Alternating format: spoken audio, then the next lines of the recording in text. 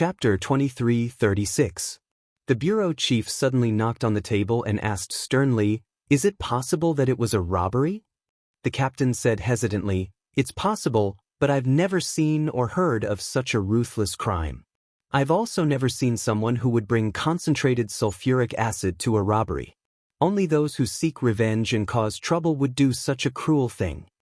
When the bureau chief heard this, he looked at Wuxia with a complicated expression and asked carefully, "Co Mu ha, do you think this victim has any enemies?"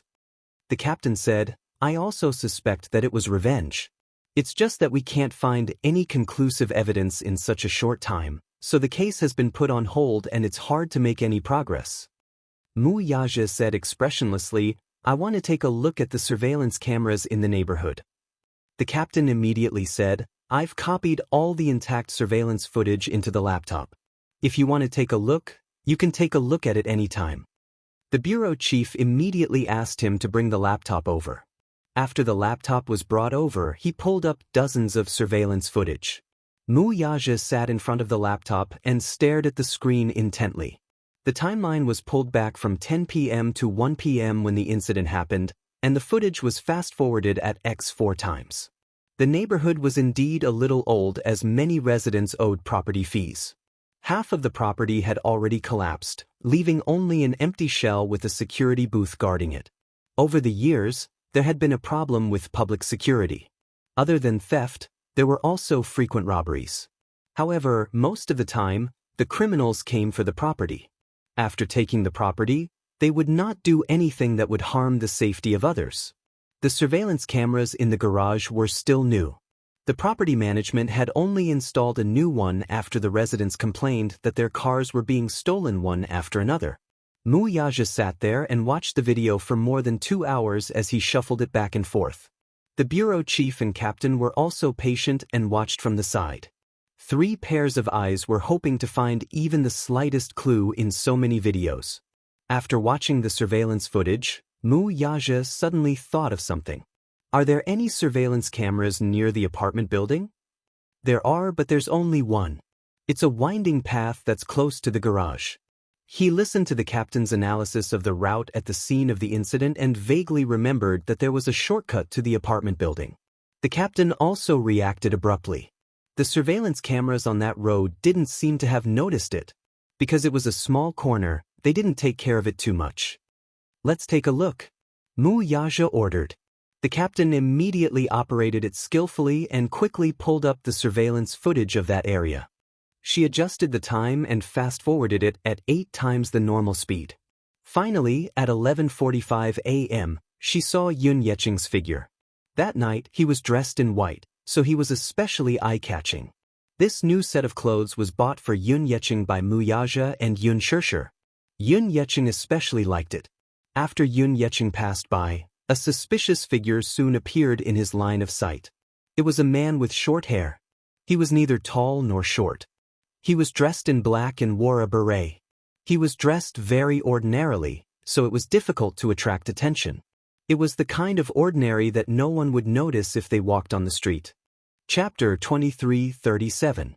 Dressed in black, he almost blended into the night. Coupled with the limited resolution of the surveillance camera, only his back could be seen. He followed closely behind Xianxia, leaving only 3 minutes between them. Judging from his behavior, he seemed to be very cautious. He did not carry anything suspicious in his hands. Wuxia paused the image and observed for a while. He found that the man's pockets were bulging. It was probably stuffed with a bottle of concentrated sulfuric acid. The captain took a screenshot and zoomed in twice, but the image instantly blurred when he zoomed in. Not to mention the man's facial features, even his clothes were indistinguishable. The captain grumbled, "This camera is really old. The image quality is terrible." The chief said, "Look at the other surveillance cameras and see if you can find out where this person left from." Another hour had passed. The strange thing was that even after looking through all the surveillance footage, there was no trace of the man leaving. It was as if he had disappeared into thin air without a trace. If this person is really the suspect, then I have to say that he's very meticulous. After committing the crime, he probably snuck out from a small corner to arouse suspicion. There were many fences in the neighborhood that had been in disrepair for a long time. Due to the wind and rain, they had already aged. Many of the fences were broken, so an adult could leave without much effort. Look at the surveillance cameras on the streets outside the neighborhood and then start investigating. Since we already know the suspect's basic characteristics, there should be hope of finding other clues. As soon as the chief finished speaking, the captain splashed cold water on him. This neighborhood is not far from the industrial area. Many of the roads nearby are provincial roads. Some of the roads don't even have illegal surveillance cameras, let alone security cameras. Therefore, there are often cases of robbery and theft around this neighborhood. There are dozens of cases in a year. However, because the rent is cheap, many factory workers rent here. This was going to be tricky. It was difficult to make any progress just by knowing the suspect's basic characteristics. It was impossible to draw a criminal portrait just by looking at his back. In addition, there were no eyewitnesses. If they wanted to continue investigating this case, they could only rely on the victim's words to make further inferences. Return without any results? How was that possible? Basically, they didn't find any strong clues, but they still had to exert some pressure. Wuxia exerted a lot of pressure on the bureau chief and ordered him to have a lead on the case within 10 days. Even if they did not find the culprit, they had to at least determine the scope of the investigation. How could the bureau chief dare to offend this great Buddha who was practically omnipotent in the capital? After putting on a fawning smile and speaking nicely, he finally managed to get this great deity to leave. As soon as Wuxia stepped out of the police station, the chief's face fell instantly. His face was full of resentment and his wrinkled face was full of anger. He was so angry at Wuxia that his facial muscles were stiff from smiling the whole time. He turned around and lashed out at the captain. Did you hear that? He gave me 10 days. If there's no progress in 10 days, you can pack up and go back to the branch. You don't have to stay here anymore. Chapter 23:38. The captain, on the other hand, was young and had graduated from the police academy 5 years ago. He was considered young and promising to be able to climb to his current position. However, he was full of resentment when such a huge amount of pressure was placed on him. He thought to himself, if every case could be solved so easily, I wouldn't be sitting in this lousy position anymore. Do you think all cases are so easy to solve? These big shots are really interesting. With just a few words, they gave us a deadline, and they want us to solve the case within the stipulated deadline. Even if I were Sherlock Holmes, I wouldn't have such great ability. The bureau chief glanced at him. How could he not know what he was thinking? He said coldly, "Don't look at me. Just look at me. There's nothing on my face. Even if you see through my face, you won't be able to solve the case. Do you hear me? 10 days. Don't bother about the other cases for now. Just focus on this case. If you can't solve it, don't come and see me. Do you hear me?" Yes. When Xianxia woke up, it was already 1 in the afternoon. The 2 little guys were still sleeping soundly. Xianxia couldn't bear to disturb them, so she sneaked into the bathroom and called Xianxia. On the other end, Xianxia had just picked up the phone, but he didn't sound tired at all. "Sis, you're awake? Did you sleep for a while longer? How's Dad?" "He's still lying in the hospital ward. In the morning, his condition worsened and he was sent to the emergency room again. He's out of there now." Xiaxia's heart skipped a beat. She said anxiously, "Dad was sent to the emergency room again?" "Yeah, then why didn't you call me?" Xianxia was silent for a moment. "I was afraid that you would be worried." Xianxia took a deep breath and realized that she had lost control. She couldn't help but apologize. "Xiaojia, I'm sorry. I was just too worried. I was afraid that, when I woke up, I wouldn't even be able to see Dad for the last time before he was gone." Xiaojia's heart skipped a beat. How could he not understand this feeling? When he was young, he had also woken up to find that his mother was no longer around. His elder sister was no longer around. His entire family seemed to have been annihilated. "I'm sorry, sister. Fortunately, he's been rescued. The doctor said that his condition has stabilized. We'll observe him for a few more days." Xianxia nodded. "I'll come to the hospital right away. Where are you and Xiaoyichen? Are you awake? No, she's still sleeping. Xianxia pondered for a moment and suddenly said, Why don't you bring some food to the hotel? You haven't slept for a day and a night. Why don't you rest for a while? It just so happens that you can stay in the hotel with the two little guys. I'll be more at ease. All right. Half an hour later, Gong Jie entered the hotel with a lunchbox. As soon as he stepped in, Xianxia saw his tired face and couldn't help but feel sorry for him. Little Jie, you must be tired after standing guard for an entire night. Gong Jie said casually, I'm already used to it. Why don't you go home first? You don't have to stay here. Gong Jie's back stiffened for a moment. He looked back at her and suddenly walked in front of her and pulled her into his arms. I'm not leaving. Chapter 23:39. He was on vacation now. Even if he wasn't on vacation, he would still push back some of his work to stay by her side. Xianxia was stunned for a moment before she smiled. Don't you feel tired? Gong Jie shook his head and said seriously, As long as I'm by your side, I won't feel tired. Xiao Jie. Gong Jie stared into her eyes and said affectionately, You know how much I wish that we could go back to how we used to be, inseparable every day. No matter how far we go, I'll always be the one by your side. Xianxia's eyelashes suddenly flickered and she laughed. You'll have your own family in the future, just like me. You'll have a wife who loves you deeply and a pair of adorable children. It might be difficult to go back to how we used to be. Before that day comes, I'll still be by your side. Gong Jie's gaze softened and he suddenly said softly, I was already by your side before we were born. That's right. They were fraternal twins. They had been together since they were born. Their mother had also told them about the circumstances of their birth. When they were born, they held hands and did not let go even after they entered the incubator. When they grew up, they were inseparable and their hearts were linked. Even if they did not say anything, they could still read each other's minds. When Xiao Jie was happy, she would also feel happy and excited from the bottom of her heart. When she was sad, Xiao Jie's mood would also be inexplicably low. He would silently stay by her side and not say anything. When they were laughing, when they were crying, their expressions were exactly the same. Their mother had once said that no matter what they did, even if it was a simple task like brushing their teeth, their movements were exactly the same. When they stood together, it was like looking into a mirror. They had perfect chemistry. I was already by your side before we were born. Xianxia's heart warmed when she heard this. She hugged him and said, Xiao Jie, you really make me feel safe with you by my side. He had already grown up and was no longer the stupid troublemaker he was when he was young. He had already become a reliable man. Gong Jie gave her a doting smile as he gently rubbed her head. Go on then. I'll rest for a while. If anything happens, contact me immediately. All right. Xianxia left the hotel room.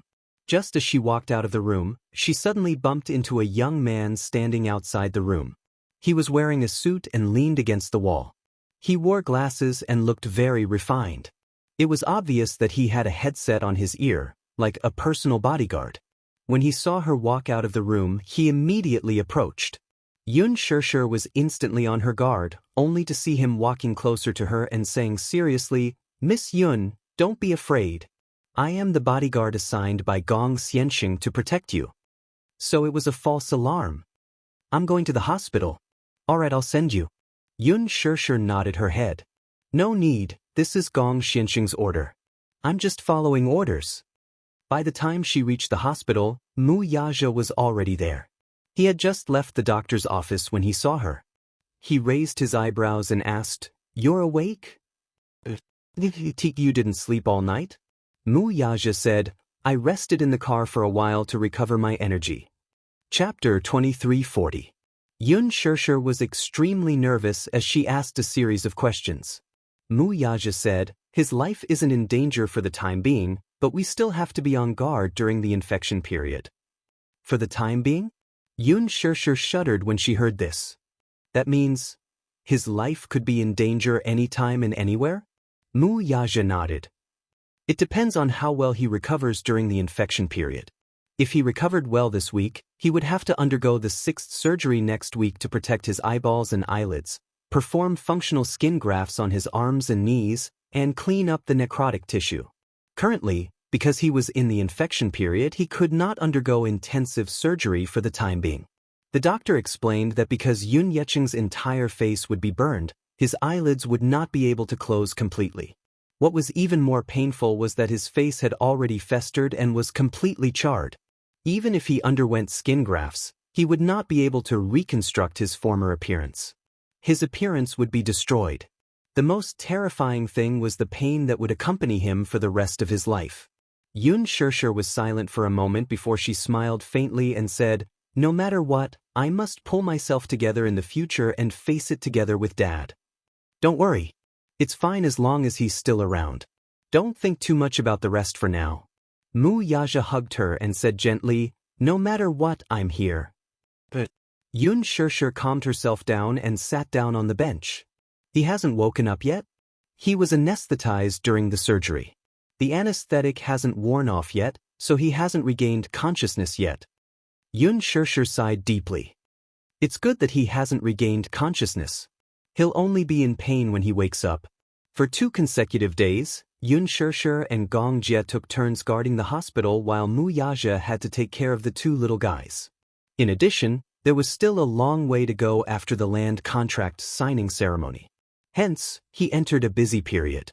Even though he was busy, he would still take some time out to accompany them at the hospital. News came from the police station one after another, but in the end, there was no substantial progress.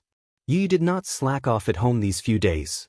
He hacked into the city's surveillance system and retrieved the surveillance footage of the area within a few miles of Yun Yeqing's rented apartment. He stared at the footage in front of the computer every day, but he could not find anything suspicious. It was flawless. It was precisely because of this that Mu Yaja was even more certain that this wasn't an ordinary robbery. After the new year, Qin Zhou received a lot of invitations to auditions. At the same time, he also received a lot of invitations to Xianxia. He picked out a few scripts. When he contacted her, Xianxia replied that she would be taking about half a month off for the next month. It was said that his father had an accident and was now in the hospital. He was in danger of infection at any time and needed a family member to accompany him. Qin Zhou was also a reasonable person. He told the production crew and advertisers that they would delay the release of the movie. The other side also agreed. Originally, there was a charity gala this week. He wanted to bring Xianxia along with him. The so-called charity gala was the famous bazaar charity night. At the charity gala, celebrities would gather and dazzle. Other than some big shots and famous philanthropists, some billionaires would also be invited. Chapter 2341. Some of the more scheming female celebrities would dress up to the nines and beg their grandfathers to find a way to get in touch with these big shots. The more scheming ones naturally did not care about these resources. Most of them hoped to use such an event to befriend some rich and famous people. Hooking up with any of them meant that they would enjoy endless wealth for the rest of their lives. By then, what was the point of acting? What was the point of rushing for a script? It was tough being an artist, having to endure cold shoulders and unspoken rules, but it was different being a rich man's wife. They were worshipped by thousands and admired by tens of thousands. It was much more comfortable. Thus, with these ultimate goals in mind, they did everything they could to attract even more attention that night. Qin Zhou naturally did not bring her along for this purpose. Xianxia did not lack resources. This charity night would be covered by a lot of media outlets. It would greatly increase the fame and exposure of the event. She did not accept any scripts this new year. The other starlets who were on the same level as her were either rushing to appear on the Spring Festival Gala program or appearing on some talk shows or entertainment programs to increase their exposure. She did not appear in front of the public for more than half a month, so she continued to raise her fame with a posh gala. This charity night was a good opportunity. But it was a pity such an accident happened. When Qin Zhou learned of this, he and Ji Lin went to the hospital to visit. The moment they made a move, everyone in Huanyu learned of this matter. A few of the higher-ups had a discussion. Although Mu Yaja was no longer the person in charge of Huanyu, they still had to pay him a visit out of friendship. It did not matter if they did not come. That lineup could be said to be mighty. Many of Huan Yu's higher-ups brought gifts to the hospital and lined up the entire corridor. Not only that, many of the company's celebrities also came. The patients and their family members in the few wards near Yun Yecheng's were shocked and rushed out to take a look. Seeing so many famous celebrities entering and leaving the ward, only then did they know that there was a serious patient in the ward next door. This alarmed the hospital's leaders. Seeing such a big lineup, they then realized that there was a patient with an extraordinary background in the hospital. He immediately ordered for Yun Yecheng to be moved to a VIP intensive care unit with 4 nurses around the clock. At the same time, the media also took action after hearing the news. They lurked outside the door, just to be the first to get a first-hand report. Of course, this was all in the future. After being transferred to a special ward, Yun Yecheng finally regained consciousness. When she received the news, Yun Shishir was having dinner outside. When she heard the news, she rushed back to the hospital without eating. Inside the ward, Yun Yecheng had already regained consciousness. The nurse was carefully leaning on the bedside to wipe away his tears. Because his eyelids were unable to close, it was difficult to close his eyes. Therefore, he had to wipe away the tears that flowed out in time. Otherwise, it would easily infect the wound. She rushed to the bedside and held onto the bed frame. She looked at him and said carefully, "Dad, can you hear me?" She didn't dare to touch him. Every part of his body was horribly burned. She only dared to speak to him cautiously. Chapter 23:42. Yun Shishir could not help but burst into tears at the sight of him in such a miserable state. However, she held it in and choked out, "Dad, don't force yourself if you can't speak. Recuperate well, I'll always be by your side," the nurse said. "Miss Yun, your father's vocal cords might be seriously damaged. It's still unknown if he can speak in the future. Right now, he can only slowly recuperate. How much can he recover?" Yun Shishir quickly nodded. "Dad, you don't have to answer me. Who attacked you that night? Do you know him? Is he your enemy? Or is he a robber? If he's a robber, just move your finger slightly." Yun Yecheng's breathing quickened when he heard that. His eyes turned red and watery at once. His eyeballs suddenly trembled as he frowned with difficulty.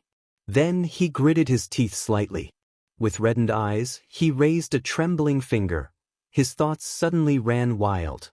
The image of the baby's red and wrinkled face when it was born seemed to appear in his eyes. Only the heavens knew how strong the joy and pride he felt when he became a father for the first time was. Yun Yecheng still remembered how excited and happy he was when he held the baby girl in his arms. He excitedly carried the baby girl to Li Qin's bedside and said joyfully, "Honey, it's a girl." Li Qin sighed and muttered weakly, "Didn't the doctor reveal that it's a boy? How did you give birth to a girl?" The nurse at the side smiled and asked, "When did you find out the gender of the baby?" "When I did an ultrasound at 4 months.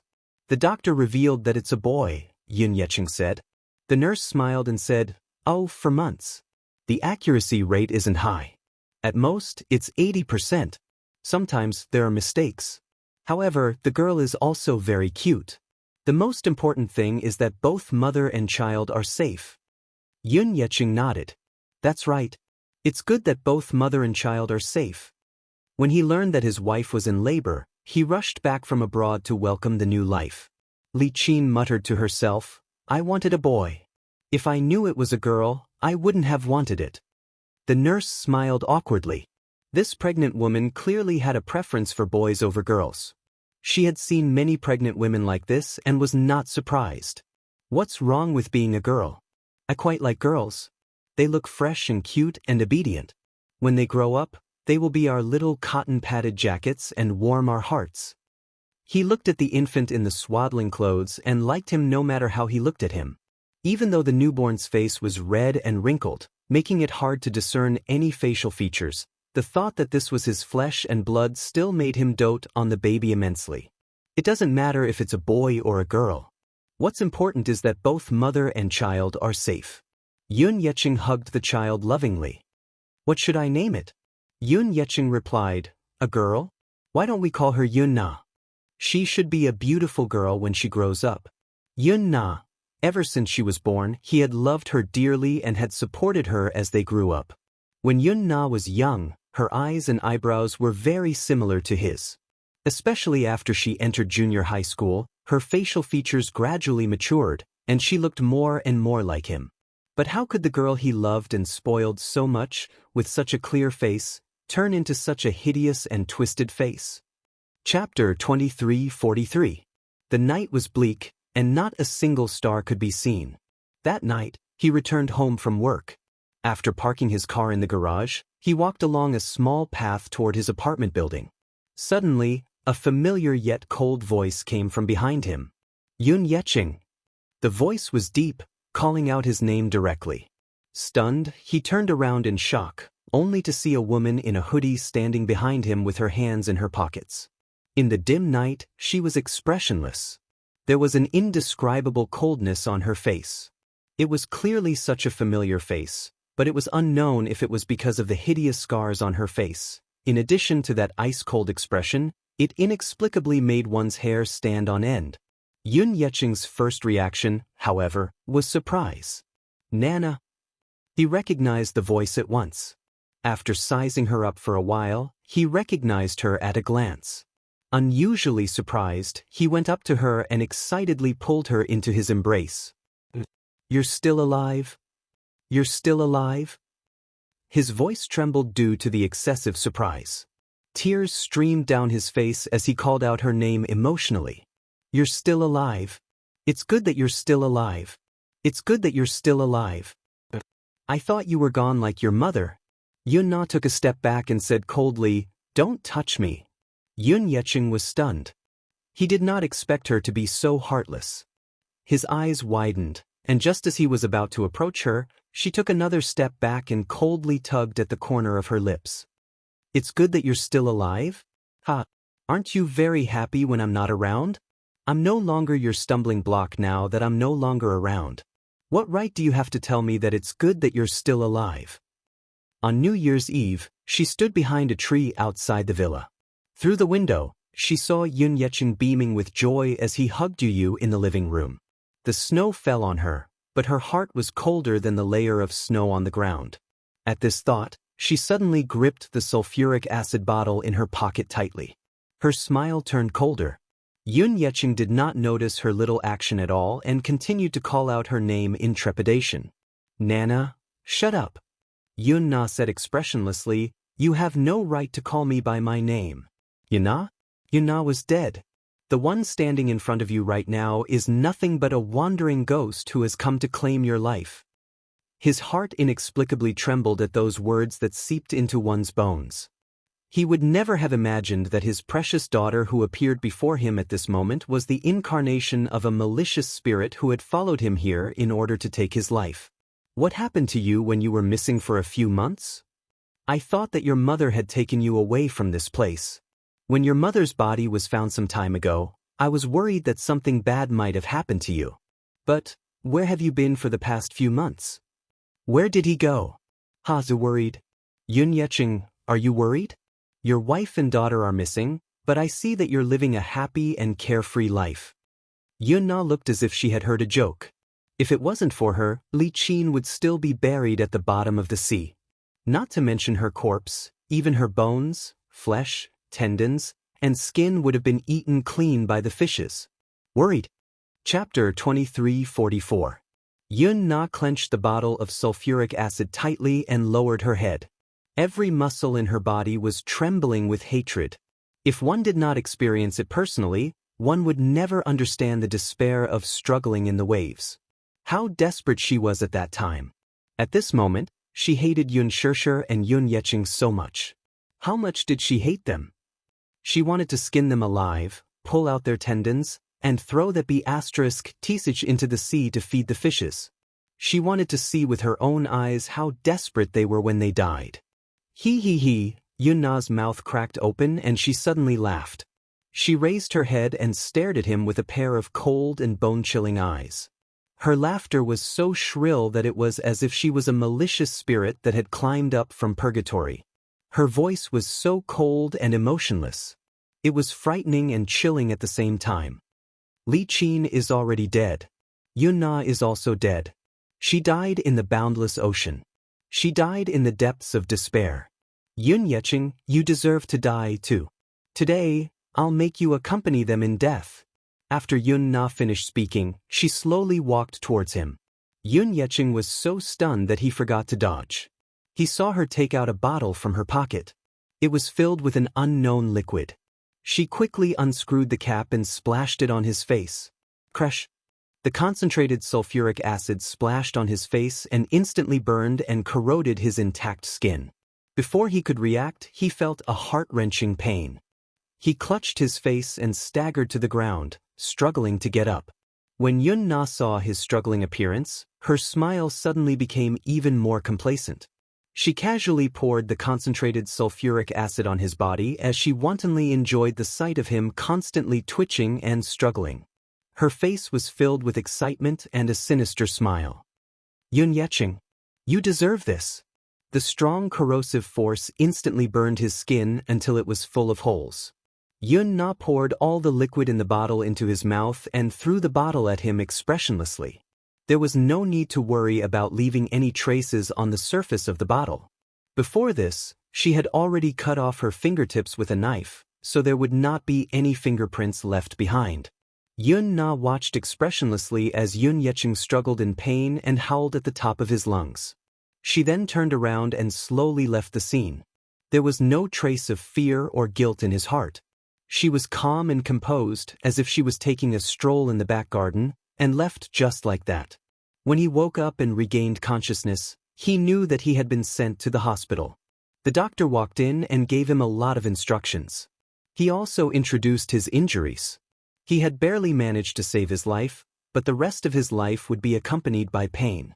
In the short time he was lying on the bed, he quickly recalled what had happened. When he thought of Yun Na's savage and resolute face, he couldn't help but tremble.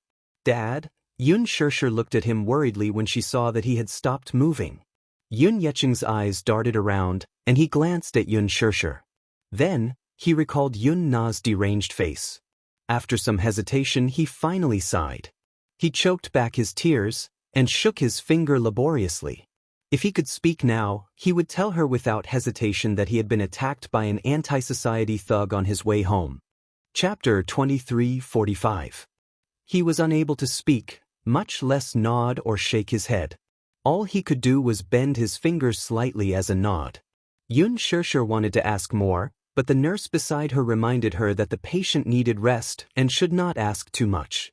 She could only drop the subject. It was not that she did not have any doubts. Robbery? Robbers? The crime scene did not look like it. It clearly looked like someone was out for revenge. However, since Yun Yecheng said so, she could not pursue the matter further. She could only wait for him to recover a little before discussing the rest. Over the next few days, Yun Yecheng's condition gradually stabilized. With 4 to 5 nurses taking turns to look after him, she took the time to make a trip back to Huanyu. Unexpectedly, she bumped into someone she did not want to see at the company. Yun Xianxia. Lu Jingtian had just walked out of Ji Lin's office when she spotted Yun Xianxia, who was looking for Ji Lin. She was stunned for a moment before breaking into a smile. Long time no see. Yun Xianxia, you've been so proud of yourself while I was away from Huanyu. Yun Xianxia smiled indifferently. What are you trying to say? Oh, nothing much. After not seeing her for so long, Lu Jingtian was still as arrogant as before. However, her attitude toward her was no longer as aggressive as before. Her gaze was still cold, though. I've just returned from overseas. Director Ji summoned me and said that he wants to arrange the work for me. Some time ago, she had gone to America to avoid the limelight because of her scandal. While she was there, she also had plastic surgery. After a few months, she recovered well and looked prettier than before. She even had the looks of a celebrity. Although Lu Jingtian's looks were not bad in the past, she was still lacking compared to those leading and A-list actresses. She had gone overseas this time to avoid being noticed and to take advantage of this time to have her surgery. Yun Xianxia did not want to bother with her and walked toward the director's office. As the two brushed past each other, Lu Jingtian suddenly mocked. I heard that Brother Mu has stepped down from his position as the head of the Mu family. It's better for you to keep a low profile in the entertainment industry from now on. Now that we don't have the Mu family to rely on, If we continue to be as arrogant as before, we'll die a horrible death. Huan Yu was an entertainment company under the Mu Group. Now that Mu Yazhe was no longer the head of the Mu family, he was no longer the master behind Huan Yu. Without the Muse as her backing, she was naturally no longer afraid of her. Yun Shirshir sneered, "Oh, you too?" She asked in surprise, "What do you mean?" Yun Shirshir said casually, "Even if I don't have a big tree to rely on, you won't be my opponent." Lu Jingtan ignored her and taunted, "Hee hee. You know what? I just accepted a role as the female lead in a movie." Seeing that she was being ignored, Lu Jingtian smugly said, "I fought for this position with my own strength. Do you think I'm like you? What else can I rely on to get to the top other than using underhanded means like the unspoken rules?" Yun Shirshir smiled expressionlessly. "Which director was blind to pick you as the female lead?" "You?" Lu Jinggun was so angry at her sharp questioning that she almost jumped up. Chapter 2346. She paused for a moment and smiled lightly, but every word she said was like a gem. "Do you feel out of character when you're acting?" Lu Jingtian was furious. After glaring at her for a while, she suddenly burst into laughter. "Yun Shirshir, let's wait and see. Do you think you can still be as smug as before?" With that, she lifted her head and left in her 8-centimeter high heels. Yun Shirshir stood at the door and knocked on it. Ji Lin's cold voice was heard. "Who is it?" "Director Ji, it's me." "Come in." Yun Shirshir pushed the door open and walked in. Seeing her, Ji Lin looked up and asked quizzically, "Aren't you taking care of your father at the hospital? Why are you here?" "Director Ji, thank you for taking care of my father." Yun Shirshir paused and took out a check wrapped in an envelope from her bag. It was given to her by Ji Lin and Qin Zhou when they went to the hospital. It was a 6-figure sum. "I can't accept this money." Ji Lin glanced at her before his gaze landed on the envelope. His lips curled up. "What's this for?" "I appreciate the director's concern, but I can't accept such a large sum of money." With that, she handed the envelope over with both hands and smiled. "Thank you." Ji Lin did not reach out to take it, though. "Take it? Question mark. This is a small token from Qin Zhou and me." "A small token?" Yun Shirshir could not help but be speechless. She had never seen anyone take out so much money just to visit a patient at the hospital. This was a little too exaggerated. Ji Lin said, "Don't be fooled by how much money it is.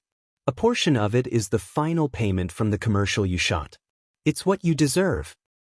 "The final payment from the commercial? Didn't you shoot a shampoo commercial before?" "Yes," Ji Lin said concisely, "this is the final payment." "Did the advertiser not fork out a few million yuan at that time? Where did the final payment come from?" Yun Shirshir was skeptical. "You came looking for me because of this?" Ji Lin suddenly put down his work, looked up, and asked seriously, "How is your father's injury?" "He's still under observation. He's slowly recovering. The last time I took a look, the injuries were very serious. His face is completely disfigured." Yun Shirshir pursed her lips and nodded. Ji Lin asked worriedly, "Is there any news from the police station? Have you caught the criminal?" She shook her head. "There's no news yet. The police said that because the criminal didn't leave any evidence and it was already very late at the time of the incident, they couldn't find any witnesses, so it's very difficult to investigate." "That's a lot trickier." Ji Lin suddenly probed, "Could it be that your father offended someone with a strong background? No matter how I look at it, it seems like they're here for revenge. Otherwise, they wouldn't be so ruthless."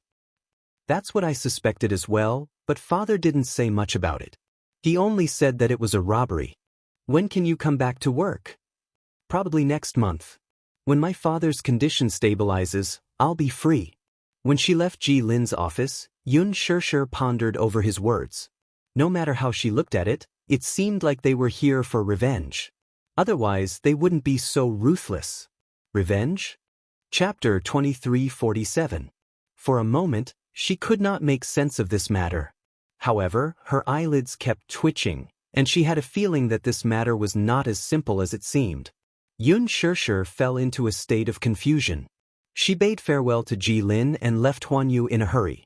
After she hurriedly got into the car and left, Lu Jingdian sat in the car expressionlessly and snorted. What a b*****. Her manager hurriedly said, Tunan, don't waste any more time. You still have to pick out a gown with Miss Enya this afternoon. But I got it, don't rush me. She then looked at the driver's seat and ordered, let's go. Bazaar's annual charity gala was in a few days' time. She had finally obtained an entry ticket, so naturally, she had to dress up grandly. For this opportunity, she had paid a hefty price. She only hoped that she could make friends with some well-known directors and producers at this charity gala. She was not one of those short-sighted artists who would sell themselves in one go and find a sugar daddy to discuss marriage. When it came to acting, she had stepped into this industry because of her passion for acting. Aside from her passion, however, she also had a desire for fame and fortune. Was it purely for wealth? She came from a well-to-do family, so she had resources and people to support her. So what if that incident happened? Once she returned to the country, she could still get people to groom her for the female lead. Although it was not a blockbuster, it was already good enough for her to get the female lead role. She had a good background, so she did not have to climb up through unspoken rules like those female stars who had no resources. Still, although she came from a well-to-do family, it could not satisfy her ambition. There was a saying, man strives for higher places, just as water flows to the bottom. Once one got involved in things like glory and wealth, one's ambition would be uncontrollable. In order to be worthy of a better partner, she naturally had to become more outstanding. This was her goal. Therefore, she urgently needed fame to stabilize her position. As for her dark history, once she conquered the audience with her acting skills, what else could she not clear? In the afternoon, she went to a fashion store with Song Enya to pick out a gown as promised. Naturally, she had to dress up to attend the charity gala. Unlike Lu Jingtian, Song Enya was invited to attend the charity event. Lu Jingtian had met Song Enya a few times after returning to the country, but she was unaware of some of the things that had happened to the latter recently. Naturally, this included Song Enya's pregnancy. She only knew that Song Enya had disappeared for a while some time ago. It was said that she had gone to America, and there was no news of her since. After returning to the country, she had changed completely. It was a change in temperament. Song Enya used to be arrogant and carefree, but now, she was more reserved than before. The two chatted as they picked out their gowns. Just as Lu Jingtian excitedly asked her if a particular gown would match her aura, the Missy suddenly retched. She hurriedly covered her mouth and rushed to the washroom.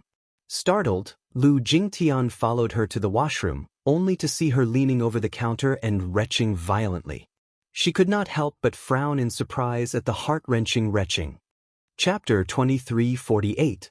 Song Enya, who had been lying motionless in front of the table, slowly straightened up and looked at her pale face in the mirror in confusion. She then looked at Lu Jingtian's bewildered face and smiled awkwardly. It's nothing. As soon as she said that, there was another reaction. She covered her mouth and retched for a while, looking extremely painful. Lu Jingtian's heart skipped a beat when she saw this. She raised a brow and could not help laughing dryly. If it weren't for the fact that you don't have a boyfriend, I'd really suspect that you're pregnant. No. Song Enya denied it with a look of embarrassment. However, such a strong reaction was undoubtedly a bit of an attempt to cover it up. Lu Jingtian became even more suspicious. Enya, you don't have to be so serious. Can't you tell that I'm joking? Song Enya's face turned pale for a while before she tugged at the corners of her lips. This joke isn't funny at all. With that, she turned around and was about to leave. Lu Jingnan suddenly grabbed her wrist nervously and asked sensitively, Enya, don't tell me, you're really pregnant? She was not stupid. How could she not tell that such a strong reaction was a typical pregnancy reaction? She had only suspected it at first, but Song Enya's vehement denial only confirmed her guess. She had noticed earlier that the packaging in Song Enya's bag was specially made for pregnant women and had the least amount of lead and mercury. A look of panic flashed across Song Enya's face. She took a deep breath and closed her eyes in pain as she slowly said, Jing, I really don't know what to do. After saying that, she squatted on the ground desolately, buried her face in her arms, and started sobbing silently. Lu Jingnan walked over worriedly and gently patted her on the shoulder when she saw the latter's shrug. What exactly happened? I'm pregnant. Song Enya's voice was very soft, as if she was ashamed. With just one sentence, her face turned red as if it was on fire. Lu Jingtian was stunned for a moment. She opened her mouth and was stunned for a moment before she asked, "Whose child is it? Mu? Mu?" The moment Song Enya said the surname, Lu Jingtian could not help but shudder. Could it be Brother Mu? Mu Yanqing. Song Enya's eyes reddened helplessly. The child, his, how can this be? Lu Jingnan could not help feeling flustered. Mu Yanqing? This, how could this be? They were completely different people. Lu Jingtian and Mu Yanqing were acquainted with each other. Sometimes, they would meet for a drink at a bar. She would even bring along a number of good-looking playmates from her circle. Mu Yanqing was also a playboy, but Lu Jingtian knew that he had a long-term girlfriend who was a young model. No matter how hard he changed women around him, this young model was the only one who would never leave his side. They seemed to have been together for 3 years. 3 years. For such a dissolute man, it was already not simple. Lu Jingnan had always been curious about what that young model looked like to be able to keep such a man by her side for so long. She had suggested several times for Mu Yanqing to bring her out to have some fun, but the latter was so protective of her that he refused to do so no matter what. To Lu Jingtian, he was more like a big brother. Chapter 2349. Although he was a playboy, he was very principled. He would never touch a woman he should not. Still, how did he end up with Song Enya? Lu Jingtian was perplexed. What exactly happened? Under Lu Jingtian's relentless questioning, Song Enya finally revealed the truth about what had happened that night. That day, I bumped into Brother Yanqing at a bar. I saw him sitting alone in a corner, drowning his sorrows in alcohol. Feeling depressed, I walked over to take a look at him. Initially, I wanted to have a drink with him, but after just 1 glass of alcohol, he was already dead drunk. Hence, I suggested sending him home. He refused to go home, though. I didn't know his address, so I naturally didn't dare to be rash. Thus, I thought of sending him to a hotel out of kindness. Lu Jingtian became nervous at once. And then? Then, I helped him to the hotel room, and he carried me up in his arms. Then he. At the mention of the painful part, Song Enya cried aggrievedly. I shouted, "No, no." But perhaps because he was drunk, he didn't listen to me at all. You know how a woman's strength can compete with a man's, too. On the big bed in the hotel, he took me. She wept bitterly. Lu Jingtian was speechless. He forced himself on you? Song Enya looked helpless. I said no. But he didn't listen to my pleas at all. That was my first time. Lu Jingtian was furious when she heard this. What did he say after that? Song Enya shook her head. After that it was left unsettled. After he sobered up, he apologized and repented. He said that he was drunk and that it was an unintentional mistake. What an unintentional mistake. A girl's chastity was ruined by him just like that. Lu Jingtian was also hurt by her words. Those dark memories came back to her as well. She clenched her fists tightly and said indignantly, "Men are all bastards." She then pressed, "What happened after that? Did you take the pill?" Take the pill? Oh yes. The morning after pill. The morning after pill is effective for 72 hours. Yun Shishir shook her head in astonishment. After I went back, my mind was in a mess and I forgot about it. Then, have you tested it before? Song Enya lowered her gaze as she bit her lower lip and nodded. Lu Jingnan hurriedly asked, "What are the results of the test?" 2 red lines, it's probably, there it is. Lu Jingtian furrowed her brows. Song Enya suddenly took out a box from her handbag. The box contained a pregnancy test kit. She took out a test kit from the box and showed it to her. She took it and was shocked. "You're really pregnant." "I don't know if this is accurate." Song Enya stared at him blankly. Lu Jingtian replied, "Just because the pregnancy test failed doesn't mean that she's not pregnant. But once it does, she's definitely pregnant. With that, she gritted her teeth angrily. Mu Yanqing, that be asterisk starred. I thought he always knew when to stop. The two of them had been in a relationship for so many years. Although they were not as close as sisters at this moment, perhaps because Lu Jing'an was reminded of some unbearable past, she resonated and was filled with righteous indignation. Jing, what should I do? Chapter 2350. What else can we do? She yelled. He must take responsibility for what he's done. Song Enya hurriedly covered her mouth. Keep your voice down. Enya, this isn't something to be ashamed of. You're innocent and a victim, what's there to hide? It's best if you make a big deal out of it and let everyone know about it. Let that jerk step forward and take responsibility for you. I don't dare. Song Enya flinched. Lu Jingtian snorted. What's there to be afraid of? Just you wait, isn't Mu Yanqing going to attend the charity event? When the time comes, I'll help you tell him that you don't have to feel ashamed. The one who should feel ashamed is him. Song Enya was touched. Jing'an, thank you. Thank you so much. You've done so much for me. Lu Jingtian laughed coyly. We're good friends after all. Don't worry, although Mu Yanqing did such a thing, he won't deny you if you're pregnant. Okay. Alright. There's no point in thinking so much now. Come and pick out an outfit for me. Okay. Lu Jingtian turned around. Behind her, the helplessness on Song Enya's face suddenly faded and was replaced by a smug smile. After picking out the gown and walking out, Lu Jingtian suggested shopping at a nearby mall to buy a bag, but Song Enya declined, saying that she was not feeling well and wanted to go home to rest. Since it was boring to be alone, Lu Jingtian was no longer in the mood to shop, so she waved her goodbye at the entrance. Song Enya took a taxi home directly, while Lu Jingtian's car was parked in the parking lot. It was already late at night by now. She walked toward the parking lot in her high heels. The wind was a little stronger at night, so she quickened her pace. Suddenly, she heard footsteps behind her. The path to the parking lot was sparsely populated, and the dim street lights elongated people's shadows. She initially thought that she was hallucinating, so she slowed down her pace. However, the person behind her slowed down as well. The two kept a distance of several meters, one in front and one behind. Lu Jingtian, however, could not help feeling a little wary. She stopped in her tracks and glanced behind her. Out of the corner of her eye, she vaguely caught a glimpse of a strange shadow behind her. She abruptly turned her head to look, only to see a person dressed in black standing behind her. The man was wearing a hooded sweater. Due to the hooded hood, his face was hidden in the darkness, so she could not see his face clearly. However, when their eyes met, she was startled to find a pair of murderous eyes fixed on her.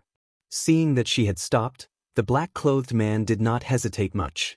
After a while, he lifted his feet and quickly walked towards her. Lu Jingtian caught sight of the dagger in the man's hand at once. Under the street light, the gleam of the dagger gave her a fright. Lu Jingtian's face turned pale with fright. Letting out a shriek, she turned around and ran toward the car. The black-clothed man behind her quickly chased after her. Lu Jingtian became timid and worried that it was a robber. She ran for her life until she saw her white car. Like a person drifting in the sea seeing a piece of driftwood, she rushed over with her hair disheveled and frantically banged on the car window. Open the door! Open the door! A series of screams alarmed the driver. Chapter 2351. The chauffeur hurriedly unlocked the car. She opened the door, jumped in, and closed it. She was not completely scared out of her wits and even knew to lock the door from the inside. After getting in, she felt a sense of security. She leaned against the car window and looked out, but she did not see that suspicious person again. Still, she could not be completely at ease as she shouted, "Drive! Drive!" "Miss Jing'an, what's wrong?" She panicked. Someone is chasing after me. He's giving off a murderous aura." The chauffeur was a little surprised. He looked in the direction she was running from but did not see anyone suspicious. "Drive quickly. Hurry." She was scared out of her wits as she waved her hands and gave orders. The chauffeur muttered inwardly, "What's this missy up to again?" Still, he did not dare to neglect her orders. He immediately started the car and slowly drove out of the parking lot. Not far away, a man in black stood out from behind a tree. He looked expressionlessly in the direction the car had left in before coldly turning to leave. Lu Jingtian's sharp eyes caught sight of his figure in the rearview mirror. She turned around abruptly, but he was no longer there. Could it be that her eyes were playing tricks on her? She was too paranoid. The chauffeur said, "It was a false alarm. I didn't see anyone suspicious on the way here." She sucked in a deep breath of cold air. However, when she turned around, she could clearly feel that person's murderous aura. "Miss Jingnan, do you want me to send you home now?" "Let's go back." Lu Jingtian still had lingering fears even after she reached home. When she stepped into the dark room, she jumped in fright and quickly turned on the lights. Only when the room was brighter did she feel slightly more at ease. She thought back to the person who had deliberately followed her. He gave off an inexplicable sense of familiarity and was not a stranger. It was déjà vu. However, no matter how hard she tried, she could not recall anything. Forget it. Don't let your imagination run wild. I must take care to rest well these few days, lest it affects my complexion. I won't be beautiful on the day of the charity banquet. Lu Jingtian went to bed early. 5 days later, the charity banquet arrived as scheduled. That night, the bizarre charity banquet was held at 8 o'clock in the evening. The stars on the red carpet. There were many celebrities and famous entrepreneurs in the charity industry invited to the charity banquet. Most of the entrepreneurs who attended the charity banquet had a tacit understanding of their motives. To hunt for beauties. For food. Who was genuinely here for charity? For charity? How many peoples of their hearts? The ulterior motive was not in the wine. These entrepreneurs were shrewd. At the banquet, there would be some famous people's calligraphy and paintings, or private collections, and the proceeds from the auction would all be used for public welfare. There were plenty of connections as twos, of course. At the climax of the party, there would also be a charity donation. Of course, to the rich, and of that to the rich, to of the rich to make. To of course to twos.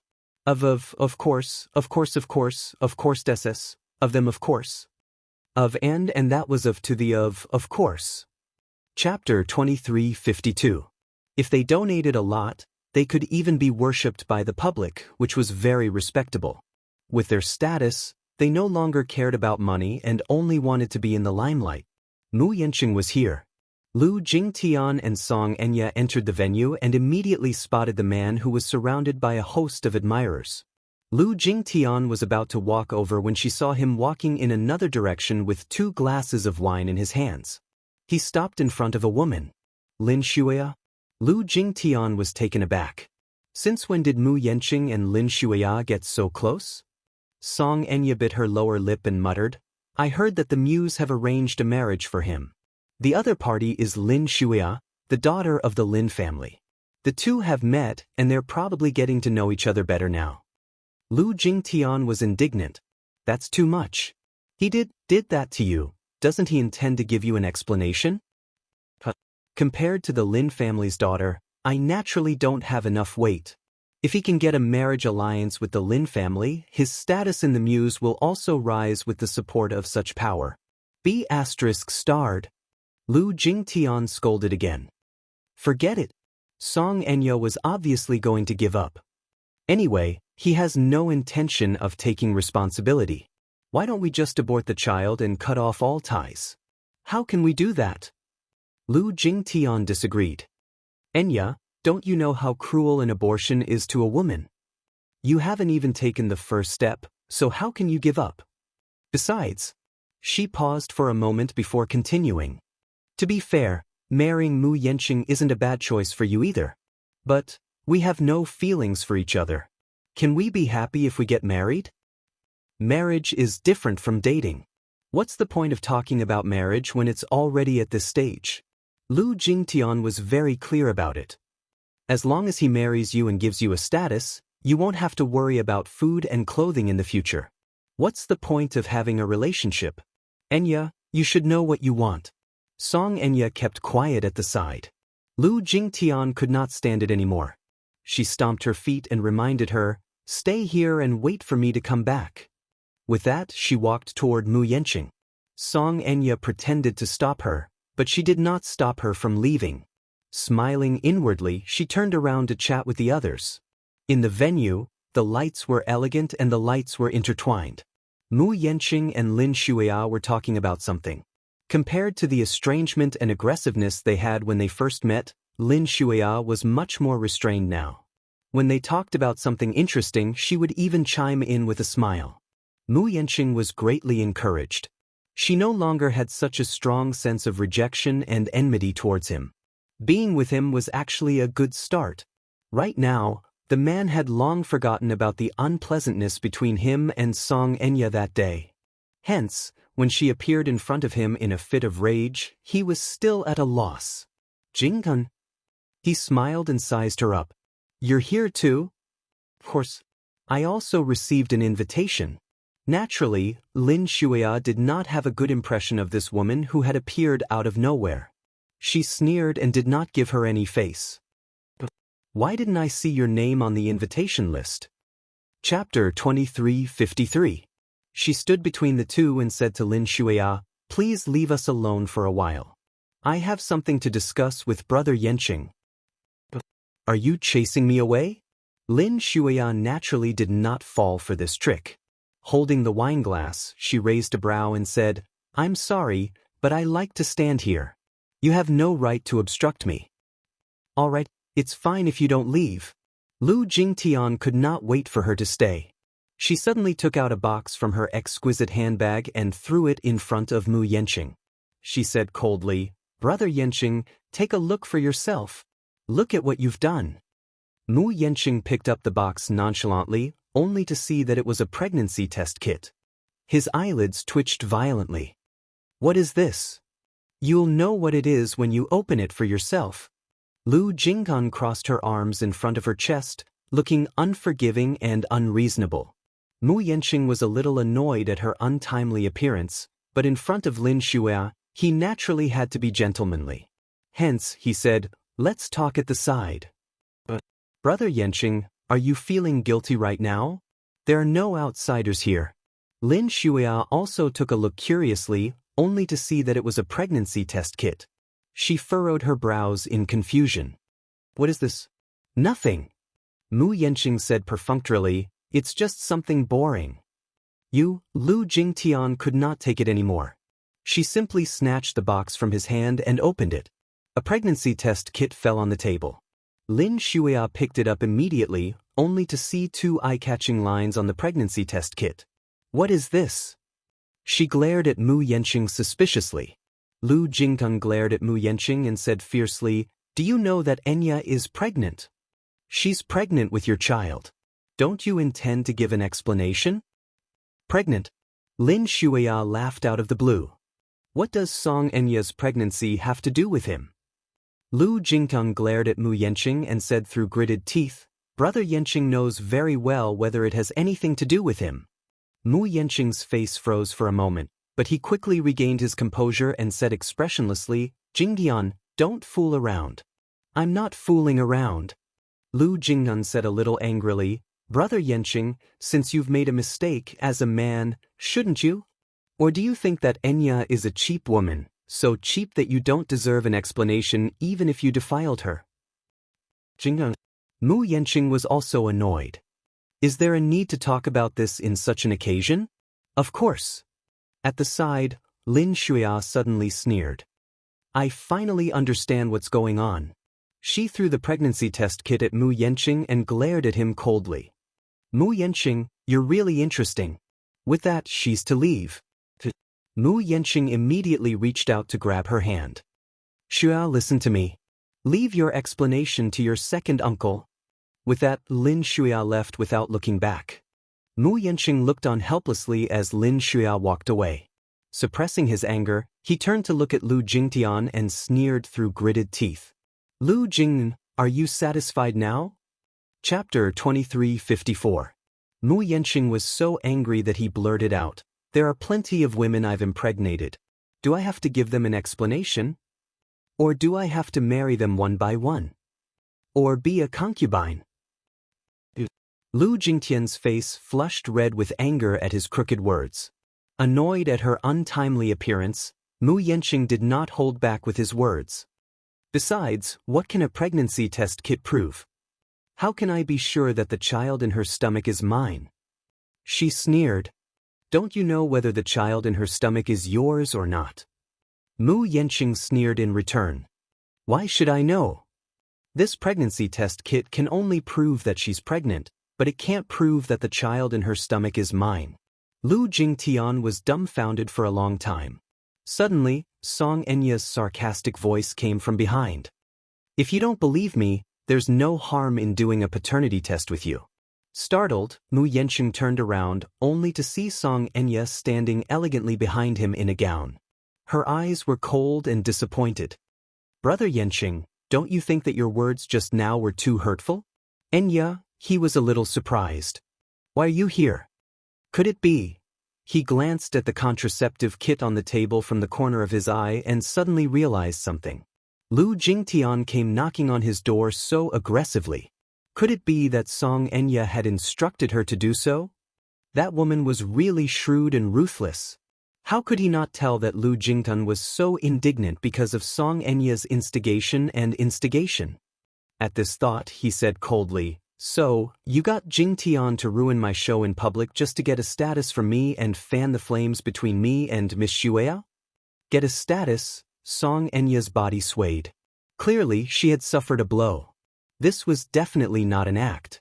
Her heart was really pierced by this sentence. Get a status? She had always been such an arrogant person. Apart from Brother Mu, she did not care about any other man.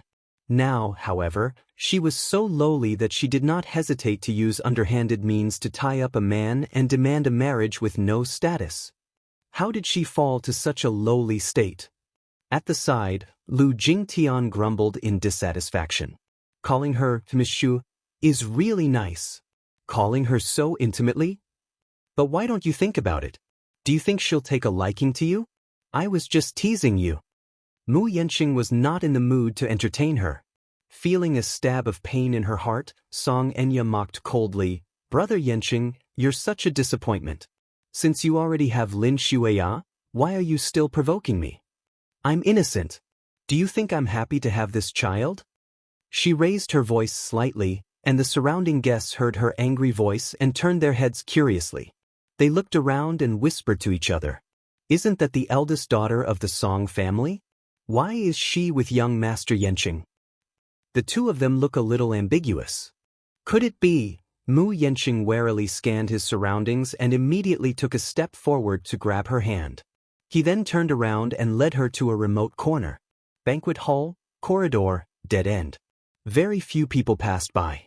Chapter 2355. Along the way, Xianxia kept struggling, but Mu Yanqing refused to let go of her. When they reached a corner, he suddenly pressed her against the wall and stared at her fiercely. He sneered expressionlessly, Xianxia, what tricks are you up to? Brother Yanqing, what do you mean by that? With tears in her eyes, Xianxia put on an innocent look. He said angrily, You don't have to put on such a pitiful look. Do you think I don't know that you're just putting on an act? Tell me, where did the child come from? What do you mean? I'm warning you again, don't play tricks with me. Mu Yanqing pinched her face hard and gritted his teeth. Xianxia, it's not that I haven't played with women before. On the contrary, I'm very sensitive to women's bodies. If I really touched you, I'd have a reaction to your body. Also, even if we really did have sex that night, how long has it been since you announced that you're pregnant? You're just trying to blow this matter up so that I'll have no choice but to bow down to you and marry you because of public opinion, isn't that right? Xianxia was stunned. Tears welled up in her eyes, but she was still engrossed in her act. Brother Yanqing, you're shameless and despicable. It's clearly you're the one who bullied me. How can you accuse me like this? Do you think I want to be pregnant? I wish that this had never happened. How can you bear to falsely accuse me like this? Falsely accuse? Mu Yanqing's lips suddenly curved into a sinister smile. The next day, I went for a blood test. Song Enya was stunned and her expression froze. Guess what the test results were? Mu Yanqing leaned forward and whispered into her ear with a sneer. The wine I drank was laced with a knockout drug. That night, you were the only person I came into contact with. Unfortunately, something like that happened. Song Enya, how can I not suspect that you're trying to get close to me with ulterior motives? I don't know how this child in your stomach came about or whose it is. Don't even think about making use of me. Song Enya turned pale with fright. She did not expect him to be so astute as to go to the hospital for a checkup the next day after leaving the hotel. Actually, he did not suspect anything about his one-night stand with Song Enya that morning, but Jiang Qiming's appearance made him suspicious instead. There was no such coincidence. If something really happened between him and Song Enya in a drunken stupor, then how did Jiang Qiming obtain such accurate information, even down to the room number? He suspected that Song Enya had told Jiang Qiming about what had happened last night, but the helplessness and panic that the Missy had displayed at that time were clearly out of her wits. Even when he approached and comforted her, she was so frightened that she shrank into a corner and broke down emotionally. It was hard to imagine how she could tell Jiang Qiming the exact same thing and calmly tell her the hotel address and room number when she lost control of her emotions. It was self-contradictory. The appearance of such a coincidence was rather abrupt. Mu Yanqing calmed down. No matter how he thought about it, he could not shake the feeling that something was amiss. Chapter 2356. Just as Jiang Qiming had said, although he was not as shrewd as Mu Yaja, he was not an ordinary person to be able to get to where he was. Hence, after leaving the hotel, he went to the hospital for a checkup. What made him suspicious was that after he woke up, his memory of everything that had happened after he was drunk was blurry. How could he be so drunk after drinking more than a bottle of red wine? Waking up with a splitting headache was not a normal reaction after a hangover. Besides, he had a good tolerance for alcohol, so he would not be so drunk that he could not even remember what had happened last night. The results of the checkup did not surprise him much. His blood test showed that there were traces of drugs in it, which meant that there was something wrong with the wine he drank last night. His first reaction was that Song Enya must have done something to his wine, which led to what happened next. He was too careless. He was not prepared for it. When he got this result, he did not go to find Song Enya to reason with her immediately. Firstly, he really did not know why she would use such a method that was close to ruining her reputation. It would be inappropriate for him to go there rashly. Secondly, he did not know what tricks she would play next to make use of him. Furthermore, he was saving some face for the Song family. Unexpectedly, not long after, this woman came looking for him with a pregnancy test kit and asked him to take responsibility. He couldn't help but wonder whose blood flowed in the child in her stomach. What's your motive? Just say it. At this point, what's the point of hiding? As soon as he said that, Song Enya burst into laughter all of a sudden. Motive? Did you plan all this so meticulously just for thrills and fun? He glared at her. Tell me, what's your motive? Seeing that her plan had been exposed, Song Enya did not show any anger or fear. Instead, she calmed down and said calmly, I want you to marry me. Dream on. Why should I marry you? Mu Yanqing asked without hesitation. That night, no matter what the truth is, someone saw you and me entering the hotel. There are also CCTV records. My mother also caught you on the spot. You're asking me why you should marry me? Because I'm pregnant with your child. The child in your stomach may not be mine. Naturally, Mu Yanqing did not believe her one-sided story. He only thought that she was fooling around outside and accidentally got pregnant. Thus, she coveted the status of the Mu family's young mistress and wanted to rely on him to enjoy wealth and glory. Naturally, he would not let her have her way. Song Enya suddenly laughed. Won't the truth be out once we check if the baby is yours? Mu Yanqing was stunned. He tried his best to search for even the slightest clue on her face, but seeing her solemn vow without the slightest bit of guilt, he found it hard to believe. Impossible. Nothing is impossible. Song Enya continued, You're right. That night, nothing happened between us, but the child in my stomach was indeed yours. You can ask for a test or a certificate. As long as you don't hurt the child, I'm at your mercy. Chapter 2357. How did the child come about? The man was even more confused now. You don't have to worry about that. All you need to know is that you're the child's biological father, and there's an undeniable blood relationship between you. What the hell? He was so annoyed that he wanted to just walk away. Xianxia calmly said from behind, Mu Yanqing, wake up and be more rational. Right now, I need you and you need me too. Don't count on the marriage alliance with the Lins anymore. Who do you think you are?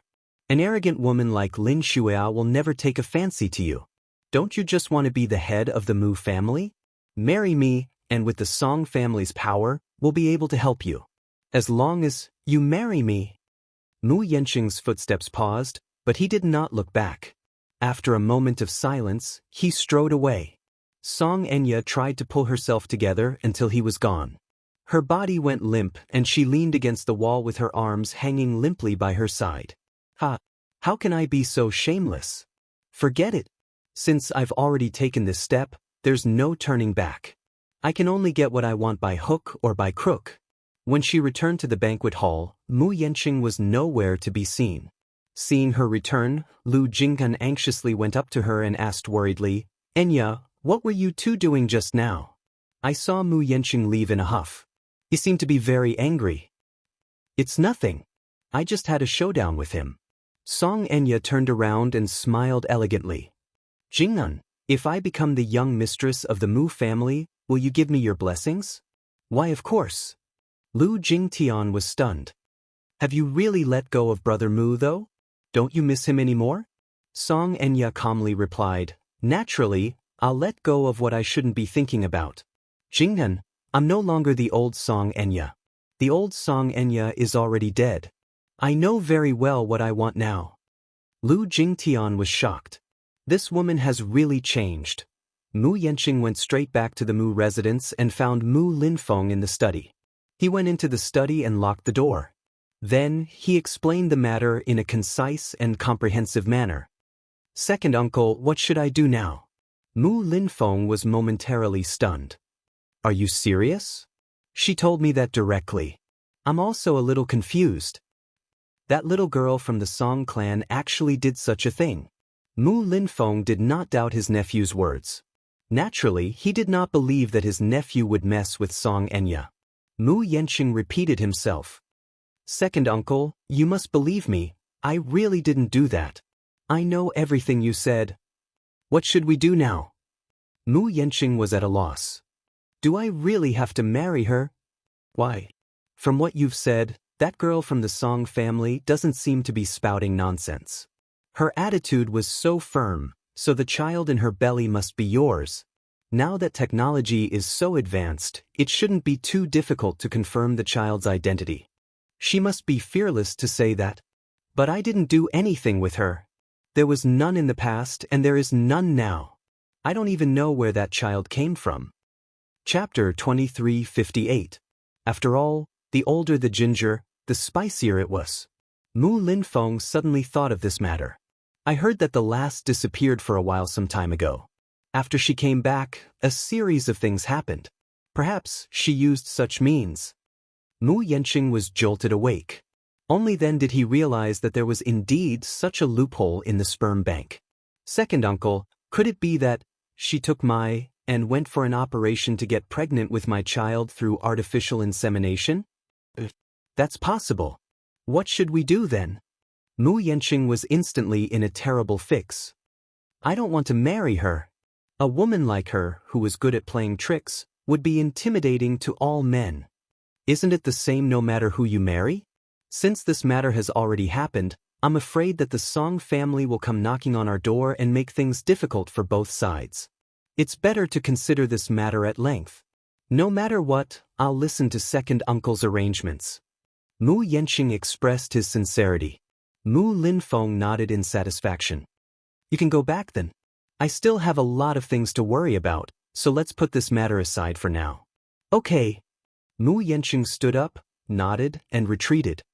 During the charity night, Lu Jingtian befriended a few producers and successfully obtained some good resources. One of them was a big movie that had recently started casting in full swing. This might be a good start for her. By the time she returned from an audition, it was already 11 p.m.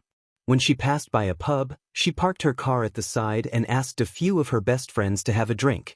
She sat in a private room on the second floor and quietly listened to the live broadcast.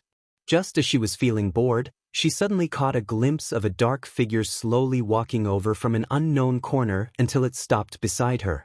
Lu Jingtian's heart skipped a beat. She raised her head in alarm and suddenly met a pair of eyes that resembled black holes.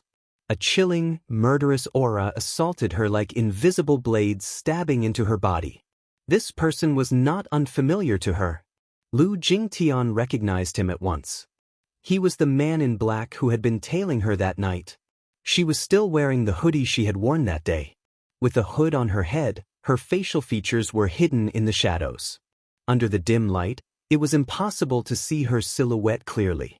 However, one could vaguely see the hideous scars on her face. Coupled with such a ferocious and terrifying face and the terrifying aura on his body, there was no doubt that he was a malicious spirit that had come to claim his life. Lu Jingtian's face turned pale with fright. She opened her mouth to let out a scream, but it was quickly silenced. She lowered her head in a daze and looked at the man's outstretched hand. A sharp dagger poked out from his sleeve and was pressed against her waist. "Don't call me that." That person's voice was extremely cold and heavy, like the sea in the middle of the night, incomparably cold. Due to this kind of deterrence, she didn't dare to make a sound for a while. What do you want?" Lu Jingtian's lips quivered as she asked with a pale face. The man in black smiled and sat down directly opposite her. "I'm just here to catch up with an old friend." "Am I not welcome?" Lu Jingnan swallowed hard and asked with a sobbing voice. Who exactly are you? What do you want?" Chapter 23:59. After she finished speaking, she slowly took off her hat, revealing an extremely terrifying face that was riddled with scars. Lu Jingtian did not recognize her at first, but when she saw the scars on her face, which seemed to have been inflicted by a blade, her heart skipped a beat and her expression changed drastically. "Don't be asterisk. Let's see how you're going to attract bees and butterflies after I cut your face." Don't. Memories came crashing down on her like a stormy sea. Lu Jingtian fell back into her seat in horror. "It's you. Do you recognize me?" Lu Jingtian trembled in fright. She could not even remember the other's name. She only knew that the scars on her face were all caused by this woman. After that incident, this woman seemed to have disappeared without a trace. Her father had settled everything, and she thought that everything was over. She did not expect this woman to suddenly appear. Could it be that she's here for revenge? At this thought, Lu Jingtian could not help but feel her hair stand on end. She clenched her fists tightly as she broke out in a cold sweat. "It seems that Miss Lu isn't stupid. You've seen clearly who caused these scars on my face." Her words undoubtedly made Lu Jingtian even more restless. In contrast to her sitting on pins and needles, Yun Na was the opposite. She was calm and composed as she sat at the side. Slowly, she took out a bottle of transparent liquid from her pocket and poured it into a goblet.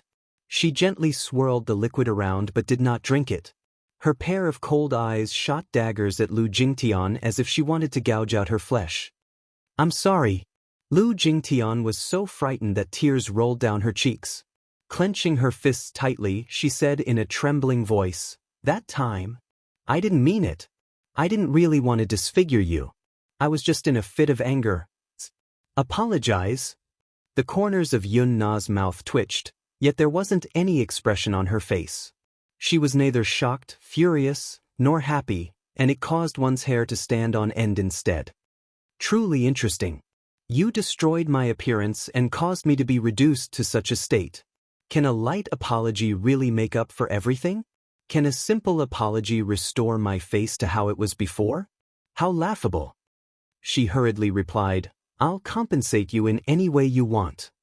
Yun Na remained indifferent when she heard this. From the beginning until the end, her cold and indifferent gaze descended onto the liquid in the goblet, and her expression didn't change in the slightest. Lu Jingqian panicked even more as she hurriedly asked, "Is 1 million enough?" 1 million? Yun Na's lips curled up as if she had heard the funniest joke in the world. How cheap. Lu Jingtian also felt that the price was too low, so she asked, "How about 10 million? Is 10 million enough to make it up to you? If it's not enough, as long as you ask, I'll definitely gather enough for you." Miss Lu is so generous.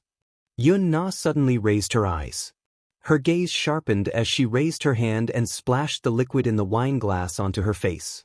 Lu Jingnan shrieked and struggled on the spot in fright. What is this? Sulfuric acid? Sulfuric acid. She subconsciously thought that Yun Na had splashed some concentrated sulfuric acid on her. She was so scared that her face turned pale.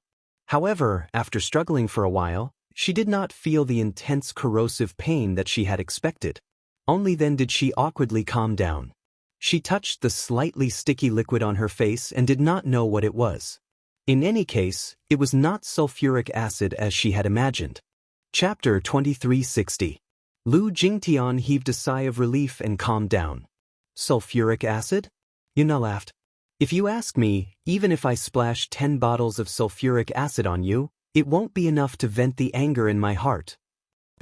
Calm down. Lu Jingnan tried to comfort her, but she did not know if she was comforting the person in front of her or herself. She naively thought that since the other party had found her, there should be room for negotiation. Since she could calmly sit in front of her and expose her identity, she probably would not do anything risky. Besides, although she was in a private room on the second floor and there was no one else around, it was still a public place. With so many people downstairs, she would definitely not do anything rash. Lu Jingnan suppressed her anger and asked humbly, "What do I have to do for you to forgive me?" Forgive you?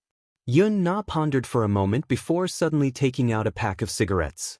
She took one out and put it in her mouth. Then, she casually picked up a Zippo windproof lighter and lit it.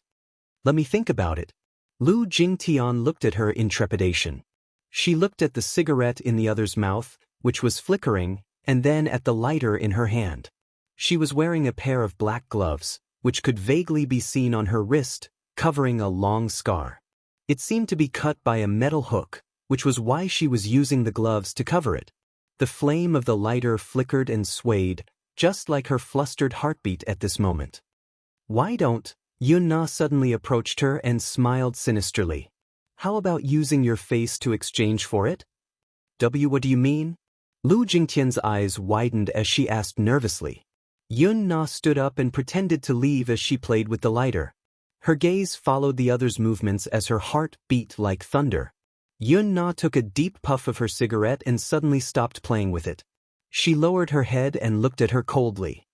"Lu Jingtian, from tonight onward, our grudges are settled." Just as Lu Jingtian was feeling perplexed by her nonsensical words, she saw that the other had already turned around and was about to leave.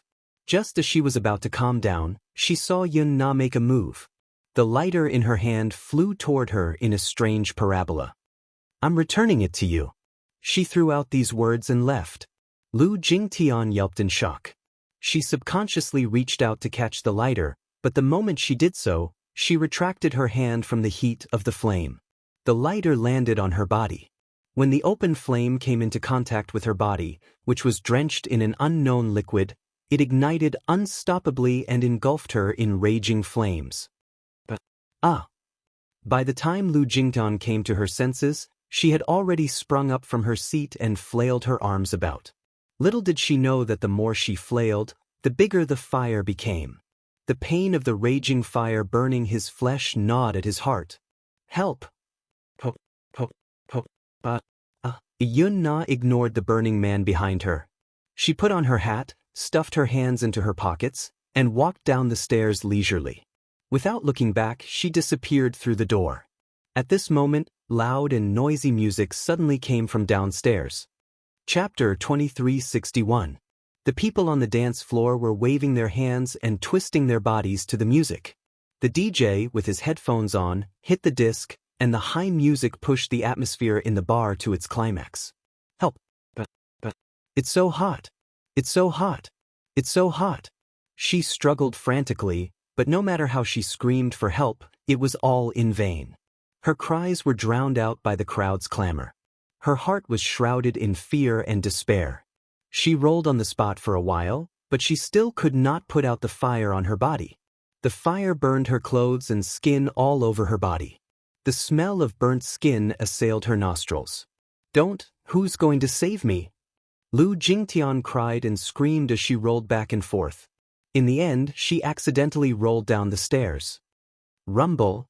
The strange sound quickly attracted some people's attention. Some people were sitting closer to the stairs, so they quickly noticed the strange movement coming from the stairs. When they looked over, they were immediately shocked by the shocking scene. Fire! Fire! At first, they could not see clearly what the fire was. They only knew that it was on fire, but when someone took a closer look, he exclaimed, "There's someone inside." "I saw it too, she's on fire. Someone come quickly. Get some water." At this point, Lu Jingtian was engulfed by the fire. Like a ball of fire, she rolled down the stairs and knocked her head on the steps. She fainted for a moment, but the pain of being burned by the fire soon woke her up and she howled wantonly in despair. "Save me! Save me!" No one responded. The atmosphere in the bar was at its climax. A small number of people were alarmed, but it did not attract much attention. A man cried for help for a long time, but no one responded. Most people were numbed by the alcohol and the loud music, so they did not hear his voice, which was drowned out by the rhythm and drums. It was only when the fire grew bigger and bigger that the wooden walls were ablaze and smoke spread that more and more people noticed this scene. "It's on fire! It's on fire!" The DJ, who was standing on the stage, saw this scene. He immediately cut to the music, put on his headset, and called the bar's manager. The manager hurried over and immediately tried to calm down to evacuate the crowd. Some customers who were still sober were frightened by the fire and ran for the door in panic. For a moment, the scene was in chaos. The crowd swarmed to the door like a swarm of bees, like an ebbing tide. 10 minutes later, the manager came with a foam fire extinguisher and walked to the fire. The fire extinguisher had been in disrepair for a long time, and the bolt was rusty, so the manager could not pull it off. "Quick, quick, call the police. Call the ambulance." 10 minutes later, the police drove over. At this moment, the fire had been extinguished and the crowd had been evacuated. The huge bar was empty. All the staff stood 3 meters away from the scene, looking at the corner of the stairs, a group of charred people. No one dared to approach. Chapter 2362. The manager of the bar immediately said, "Yes, yes." "They're not there yet? They're not there yet." At this time, the road at the entrance should be blocked. "What's going on?" The manager of the bar was also at a loss. He said helplessly, "I don't know. I'm also confused now. I heard from the staff that someone was on fire. I immediately evacuated the crowd and organized the staff to put out the fire, but the fire was very big. They only put it out 5 minutes ago, and the person is unconscious. We didn't dare to go near her. No one touched her." The police frowned, feeling that the situation was very strange. He took a look at the victim's condition. Her entire body was charred black. It was a shocking sight. How big was the fire to be able to burn her to such a state? Soon, the ambulance rushed over and hurriedly carried her to the burn hospital. Xianxia was on night watch at the hospital. She sat in the corridor and quietly read the script that Qin Zhou had sent over. This script was a new drama that Qin Zhou had accepted for her. It was an urban idol drama that was adapted from a best-selling novel. This time, she was directly chosen as the female lead by the director and investors and landed in the cast. The producer, Fangzheng, had taken a fancy to her current popularity. In addition, her temperament and appearance were compatible with the female lead. Hence, he had directly decided to cast her. Before this, the producer and Qin Zhou had discussed and agreed on the remuneration. Then, Qin Zhou directly sent the script over. Xianxia knew that such an opportunity did not come easily. She had just debuted and did not have many works. However, with The Green Apple, she became famous overnight. The movie became a dark horse among the many movies that were released during the Lunar New Year. She was proud of herself and unexpectedly won the box office crown. Other than the box office appeal of Lin Fengtian and Gu Xingze as the female lead, Yun Shishir's superb acting skills could not go unnoticed. Her innocent appearance and exciting performance were remarkable. It had attracted her a lot of popularity and many die-hard fans. This was not the only reason why she was directly chosen this time. The current entertainment industry had a bad atmosphere. Many television dramas were crudely made and the so-called sky-high investments were actually made. Most of the money went into the pockets of the lead actors. In order to earn more money, some female celebrities had to deal with several production teams at the same time. As a result, the results of the filming were inferior. There was even a period drama that had special effects throughout the entire process. Other than a few positive scenes, most of the scenes were done by stunt doubles. With The Green Apple, Yun Shishir shot to fame overnight. At the same time, her professionalism won her over in the industry. In addition, Huan Yu had spent a lot of resources on her. She made a stunning appearance at the Fashion Week and won so many awards at the film festival that her hands went limp. She became a popular starlet and a popular idol. Qin Zhou's pay was 500,000 per episode. Compared to Yang Mi's 1 million per episode and Lin Ji's 800,000 per episode, this was a fair price. Although Yun Shishir only had one movie released, the investors also took a fancy to her role in Lethal Beauty, which was about to be broadcasted. It was bound to bring her popularity to another level, and her potential was limitless. It was said that Qin Zhou had also heard a rumor. Initially, Lin Ji had taken a liking to this movie. She was willing to lower her salary and even used a lot of methods to snatch the role from her. Even after using a lot of connections, she still couldn't get the female lead role. Chapter 2363. The director insisted that the female lead role must be played by Yun Shishir. Because of this, Lin Ji was very unhappy. However, on second thought, the scenes of Lethal Beauty had already been completed and it was in post-production. Because it was a long-running drama, they decided to broadcast it while it was being produced. The weekly drama won the golden egg of a first-tier satellite channel. 3 episodes were broadcast consecutively every Saturday night at 8 p.m. Lin Ji thought to herself that Yun Shishir's popularity might not rise even if she played the evil female lead role in the drama. On the other hand, she might be able to reach a higher level with Lethal Beauty. When that time came, she would not have to worry about not getting good scripts. Yun Shishir read the script and heard from Qin Zhou that the male lead was in contact with Gu Xingze. The supporting male lead was tailor-made for Hua Jin, so he had already been confirmed. Gu Xingze? He had been banned for a while. Apparently, Huan Yu had lifted the ban. When Yun Shishir heard the news, she felt very conflicted. When she thought about how Gu Xingze would have to act with him in the same scene, she could not help but feel awkward. Qin Zhou said that the reason why the investors chose Gu Xingze was because of the popularity of The Lucky Couple on Weibo. Many movie fans had been poisoned by The Green Apple and were hoping that the golden couple would work together again. Lin Ji and Gu Xingze had formed an imaginary couple called The Love Diary. Although they had only recorded a few episodes, many fans supported them online. However, because of the ban, the show did not continue. After that, the other imaginary couples were mediocre. Movie fans strongly hoped that the lucky couple would appear on screen again. After the ban was lifted, the production team contacted Yun Shishir and said that they wanted to continue recording the show. However, Yun Shishir politely declined. Therefore, the investors had their eyes on the potential market of the lucky couple and were now negotiating with Gu Xingze. The influence of The Green Apple was not to be underestimated. Although the movie had already been taken offline, its popularity was still there. This gave Lin Fengtian a big surprise. After intense voting online, Yun Shishir and Gu Xingze became the hottest on-screen couple. Yun Shishir focused on the script, tucking her bangs behind her ears from time to time. Shishir. When Yun Shishir heard someone call her name, she looked up in confusion and saw Ji Lin looking at her in surprise from the end of the corridor. Director Ji? Yun Shishir, who was in the man's eyes, was surprised. Ji Lin smiled. It's so late and you're still in the hospital? Keeping vigil for Dad? She nodded and asked, Why are you here? Something happened to one of my artists, so I'm here to deal with it. What happened? Ji Lin paused for a moment before shaking his head.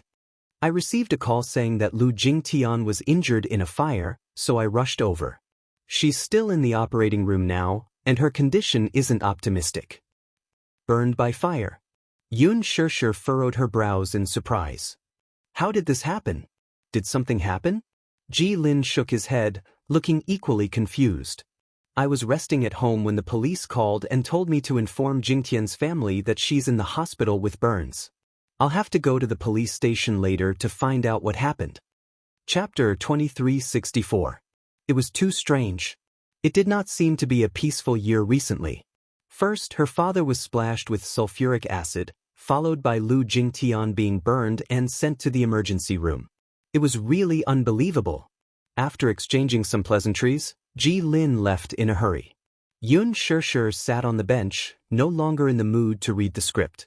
She stood at the door of the ward and stared blankly at Yun Yeqing, who was lying on the bed, with furrowed brows. Gong Jie quickly rushed over. According to their agreement, he would take over at 1 in the morning. Yun Shirshir would go back to rest and take over at 9 in the morning. Someone would take care of her during the day, so she did not have to worry. At 1 o'clock, Gong Jie rushed over with supper for her and reminded her to go back and rest early. Yun Shirshir nodded stiffly. Just as she was about to leave, Gong Jie pulled her back. Wait. HM? Yun Shirshir turned around, looking confused. What's wrong? Gong Jie was worried. You look absent-minded today. Is there something on your mind? Yun Shirshir was stunned for a moment before replying, Nothing. I just accepted a script and am immersed in the plot. Gong Jie smiled. You're so dedicated to your work? Not at all. He walked up to her and planted a kiss on her forehead. Good night kiss. He only had this opportunity because Mu Yazhou was not around. It was really not easy. Yun Shirshir smiled. Gong Jie reminded her again. It's already so late. Put the script aside and go back to sleep early, okay? Okay. I know. Thank you for your hard work. It's not hard at all to serve my sister. Yun Shirshir smiled and then turned to leave the floor where Yun Yeqing was. She did not return to the hotel to rest immediately, though. Instead, she went to the emergency room.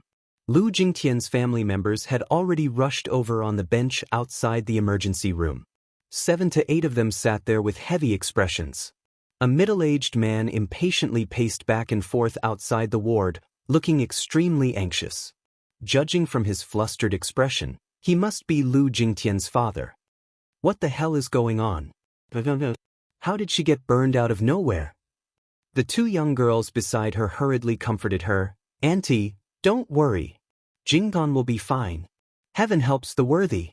God will definitely bless her. Tian called me and told me that she wanted to have a drink with you guys.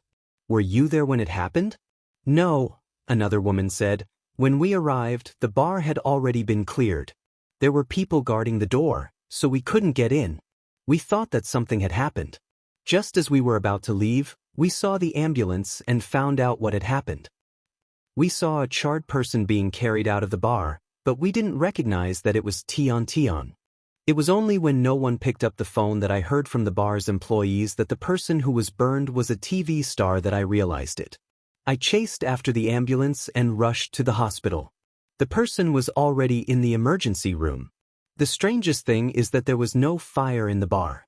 I heard that when Tian was found, her body was on fire, but there was no fire anywhere else. I don't know why. Lu Jingtian's mother was even more heartbroken when she heard this. Chapter 2365. Even if she's saved, what can we do? How is Tian going to face the fire in the future? Tian loves to look pretty. If she's disfigured, I can't imagine it. Lu Jingtian's mother was deeply worried. Her eyes were red and swollen. It was obvious that she had been crying. Plastic surgery is so advanced nowadays. Even if she's disfigured, she can still undergo skin grafting. I heard from the doctor that Tian's body was badly burned, so she definitely won't be able to keep her looks. I'm just worried that there won't be a single unscathed spot on her body. Yun Shirshir furrowed her brows. Just as she was in a daze, she vaguely noticed a flash of light outside the window. She walked to the window and looked downstairs, only to find a swarm of media reporters squatting at the hospital entrance with their cameras raised. They were trying to break through the security and sneak into the hospital to report first-hand news. Such reporters had a keen sense of smell. When they heard that something had happened to Jing Tian, they swarmed over. How scary! How could these reporters be so indifferent when she was still in the emergency room? Now that the reporters were blocking the entrance, she could not leave rashly. If she was caught by them, she did not know what these unscrupulous media would report with additional details. Yun Shirshir returned to the ward.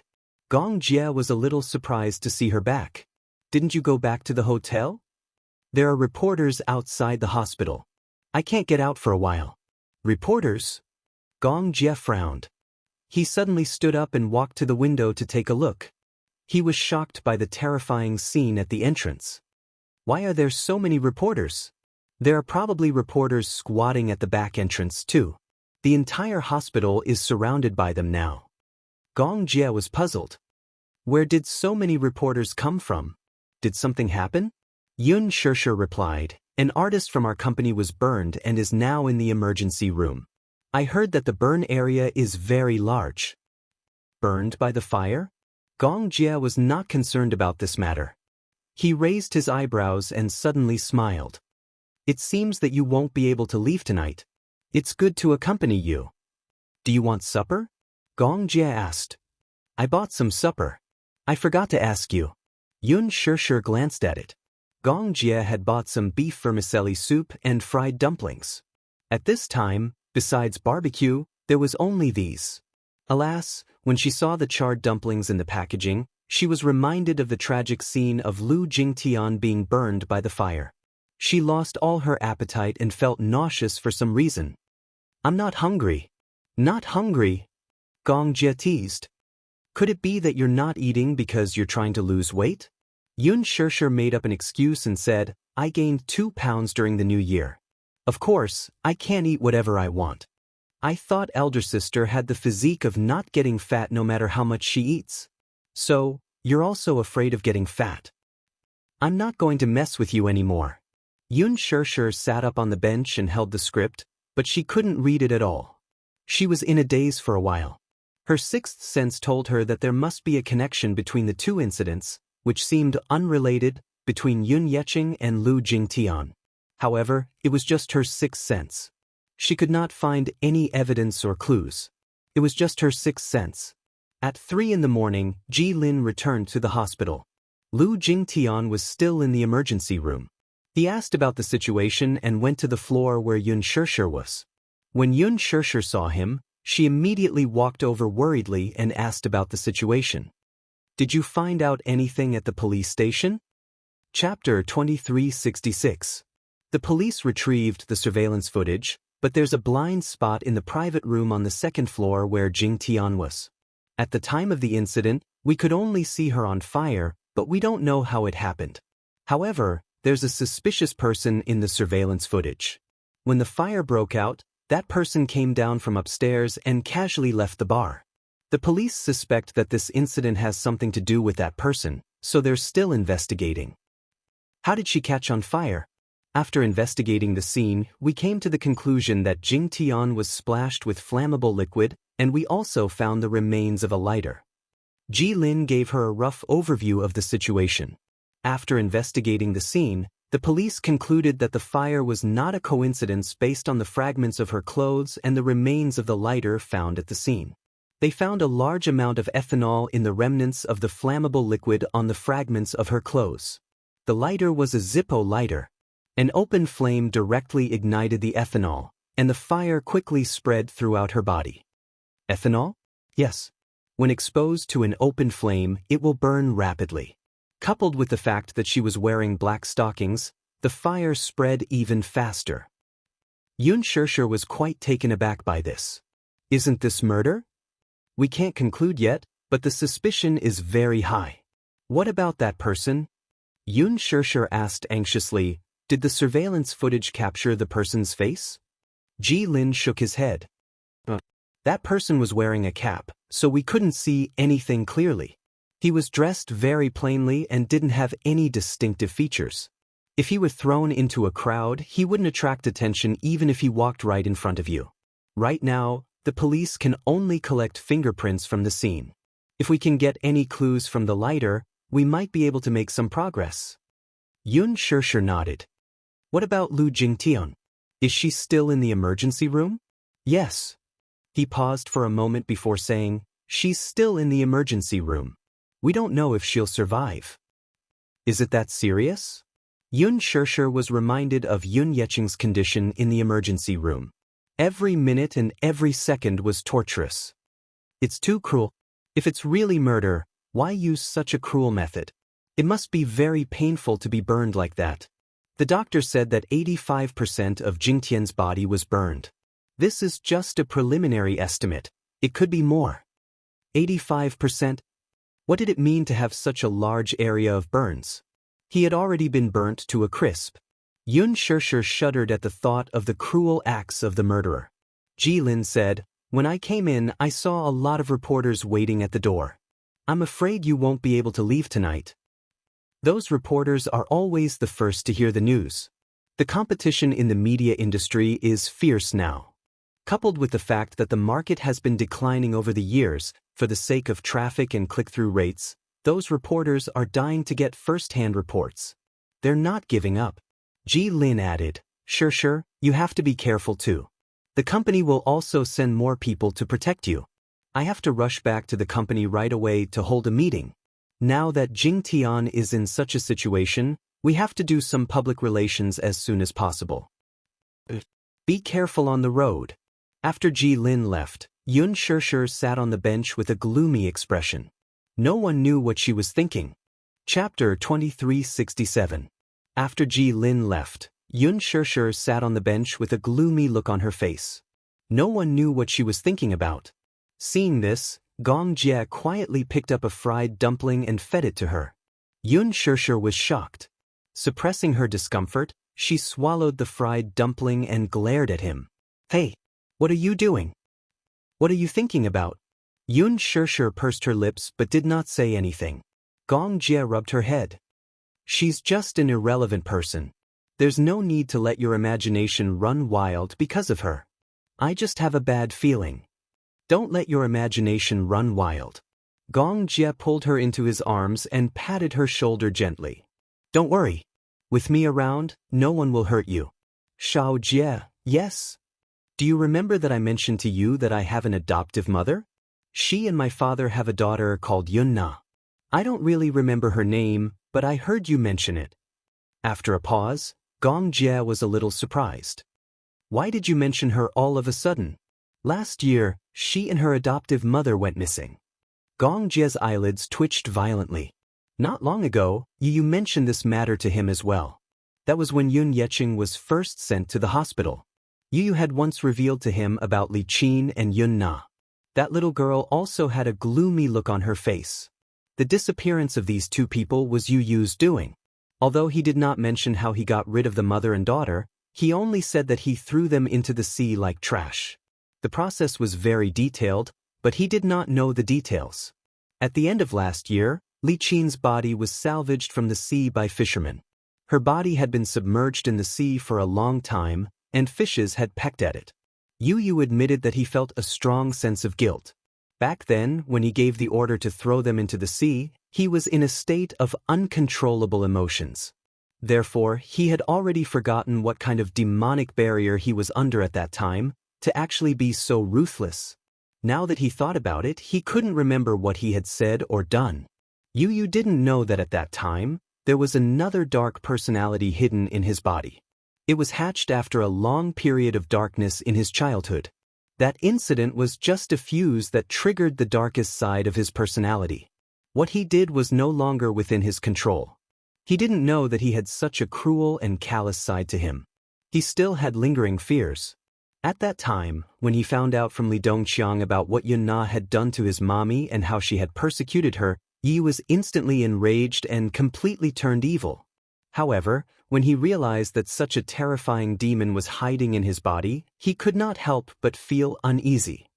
Uncle, Is it possible for a person to escape after being thrown into the sea? Yu had asked.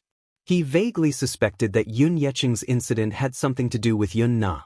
It was not because there was evidence to go by. It was because of his subconscious sixth sense that Yun Na was not dead. She was still alive in this world, lurking in some dark corner, and taking revenge on them one by one. He did not suspect Yun Na at first. However, that day, when Yu was accompanying Yun Yeqing in the hospital, he actually vaguely dreamed of Yun Na's name when he was unconscious. Don't stop. Chapter 2368. Yun Yeqing's vocal cords were damaged, so it was difficult for him to make a sound. Perhaps it was because of a nightmare that he kept calling out Yun Na's name in his dreams, but his hoarse voice woke Yun Tianyu up. Other than this possibility, he could not think of anyone who would do such a thing to his father. Hence, Yu had been secretly investigating this matter for the past few days. Mu Yazhe also instructed the police to investigate Yun Na's whereabouts as soon as possible. Before this, Yun Na had been registered as a missing person, but once she was listed as a missing person, it proved that the police were helpless and could not find any trace of her. There had been no news of her all this while. News of Lu Jingtian's injury spread like wildfire. More and more media outlets gathered outside the hospital to follow up on the incident. Television stations, the internet, and media outlets were all reporting on the progress of this matter. While Yun Shishir was browsing Weibo, Lu Jingtian's burn had become the top trending topic. However, the hospital was heavily guarded, and Lu Jingtian's father was not someone to be trifled with. With his daughter's safety unknown, how could he allow those hateful media outlets to disturb him?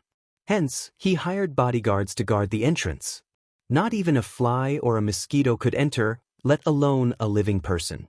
Many media outlets' methods were impossible to guard against. Some even disguised themselves as patients or family members to sneak into the hospital.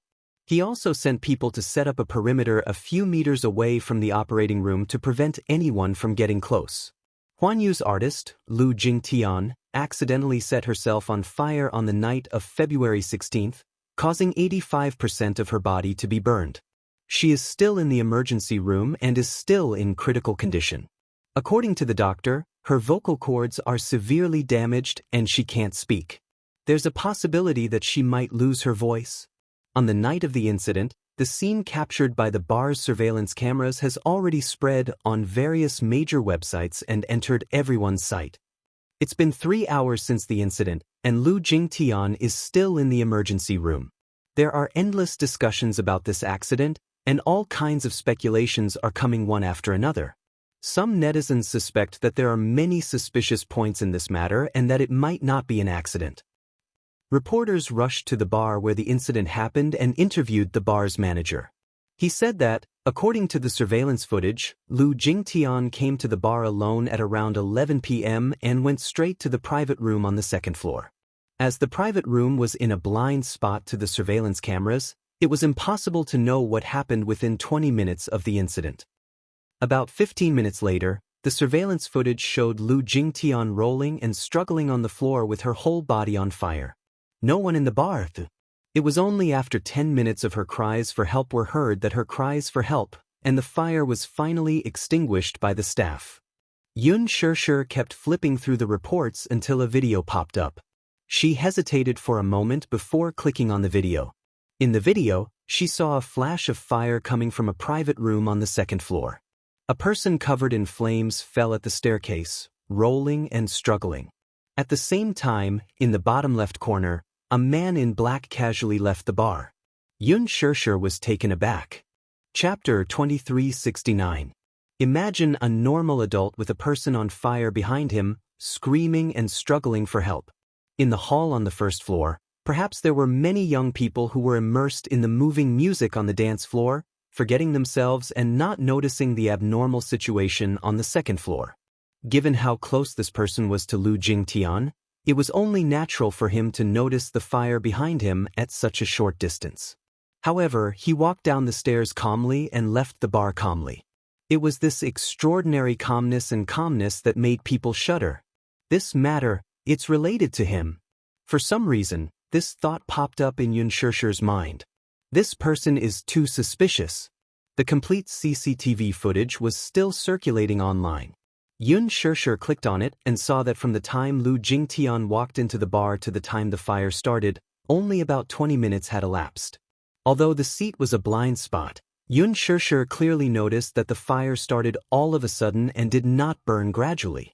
Ji Lin said that the police found traces of alcohol on the pieces of clothing at the scene. Alcohol? What exactly? This was not an accident. It was premeditated murder. Perhaps it was not murder. The person did not want to kill Lu Jingnan but let her suffer the pain of disfigurement for the rest of her life? Yun Shishir's eyes lit up as she furrowed her brows. In her shock, she could not help but loosen her grip on the phone, causing it to fall to the ground with a thud. By the time she regained her senses, she was already drenched in cold sweat. Yun Yecheng, Lu Jingtan, Yun Yecheng. Her father and Lu Jingtian were attacked one after another in almost the same way. It was definitely not a coincidence that they were attacked in the same way. The method of the crime was similar, and that person did not come with the intention of murder, but cruelly wanted to inflict unbearable pain on them. It had only been a few days since Yun Yecheng was attacked by acid, and Lu Jingtian had also met with an accident. There seemed to be no connection between the two, but she keenly sensed the similarities between them. This person's hatred for the two was monstrous. Yun Shishir immediately recalled the CCTV footage that was released by the media. On the night of Huanyu's annual gala, Yun Na was forced to the corridor by Lu Jingtian. Her face was then slashed with an eyebrow shaver and disfigured. Yun Na must have hated Lu Jingtian to the core. Similarly, Yun Na also harbored hatred toward Yun Yecheng. It's Yun Na. A shocking thought popped up in her mind. Yun Shishir's breathing became uneven as she sucked in a breath. ***. I should have thought of this. The connection between the two is Yun Na's. Oh no, flustered, Yun Shishir's phone, phone. 10 seconds later, the call was connected, and Yu Yu's sleepy voice came through. Mommy, she was relieved to hear her son's voice. Yu Yu, are you sleeping? Where's Daddy? He's in the study. Yu Yu asked curiously, Mommy, it's so late. Why are you calling me? Is something the matter? Nothing. I'm just worried about you and Xiao Yichen. Is the balcony door locked from the inside when you sleep at night? It's all locked. Then. Chapter 2370. The gas has been turned off, and the door to the back garden has been locked. Mommy, don't worry. Okay, that's good. Yun Shishir finally calmed down. Mommy, are you still in the hospital? Yes. Yu Yu said gently, now that Grandpa's condition has stabilized, Mommy doesn't have to work too hard. Rest early. After hanging up the phone, Yun Shishir held the phone tightly as her breathing gradually calmed down. Gong Jia walked over and handed a cup of coffee over. Yun Shishir took it, but her gaze was a little absent-minded. Sister, what's wrong? Why do you look uneasy? Yun Shishir said quietly, it hasn't been peaceful recently, and it's making me feel flustered. Gong Jia was silent for a moment. Thinking that it was because she still had lingering fears after seeing the man who had been burned to such a state, he said, in this world, unfortunate things happen every day. Every minute, every second, there are countless accidents happening. Sometimes, life is strong, and sometimes it's fragile. It can't withstand a single blow, and in a short moment, it's gone. And living is not to fear the end of the world, but to welcome tomorrow. In those war-torn areas, the flames of war were incessant, and smoke filled the air. Many refugees lived under the ruins of the bombardment, and it was difficult for them to survive. Especially in African countries. When he was young, he had followed his father's team to Uganda. For more than 20 years, the rebel army of Uganda, the Lord's Resistance Army, had been in constant conflict with the government army in order to overthrow the government. He had watched as a little girl crawled into a pile of corpses to search for food and finally died in a grenade attack. He had also seen those refugees who had lost their homes shovel the soil on the ground into their mouths. This world was unfair from the moment you opened your eyes. The weak were prey to the strong. Instead of fearing the darkness, it was better to become stronger and more dazzling. Only then could you protect the people you wanted to protect. Xianxia, it's rare to hear such profound words come out of your mouth. Xianxia could not help laughing. Gongjie muttered unhappily, "You're the one who's always treating me like a child. Who asked you to be so mischievous when you were young? You've already left a deep impression on me." The two of them looked at each other and smiled, but each had their own thoughts. Gongjie knew that Xianxia had something on her mind, but she did not mention it to him. This was because, in her eyes, he was still a child. Moreover, she did not understand his identity and background. She did not know that the Gong family was very powerful. The Gong family was cruel, which was why he didn't want to mention the Gong family. Gongjie silently glanced at Xianxia. Seeing that she was troubled, he narrowed his eyes. "Sis, you haven't changed at all." Gongjie leaned back. "Do you remember when you were young? You were wronged outside and came back crying. When you reached the door, you wiped away your tears and entered. You never told me what you were wronged or what was on your mind." Xianxia pursed her lips. "You were so impulsive when you were young. If I told you, wouldn't you beat the child who provoked me until he was crippled?" "So what?" Chapter 2371. Xianxia was momentarily at a loss for words. Gongjie's lips suddenly curled into a smile. "You're always keeping your worries to yourself. It makes you feel lonely." With that, he turned his head away and took a sip of his coffee with a deep look in his eyes. Xianxia lowered her head in a daze, at a loss for what to do. Early in the morning, Lu Jingtian was still not out of danger. Many media outlets had already published their articles online. Xianxia browsed through them one by one. Morning news: Huanyu Entertainment's artist, Lu Jingtian, suffered serious burns in a bar accident. A reporter at the hospital reported that Huanyu's famous actress, Lu Jingtian, suffered burns all over her body in an accident at a bar last night. She was sent to the burn hospital for treatment.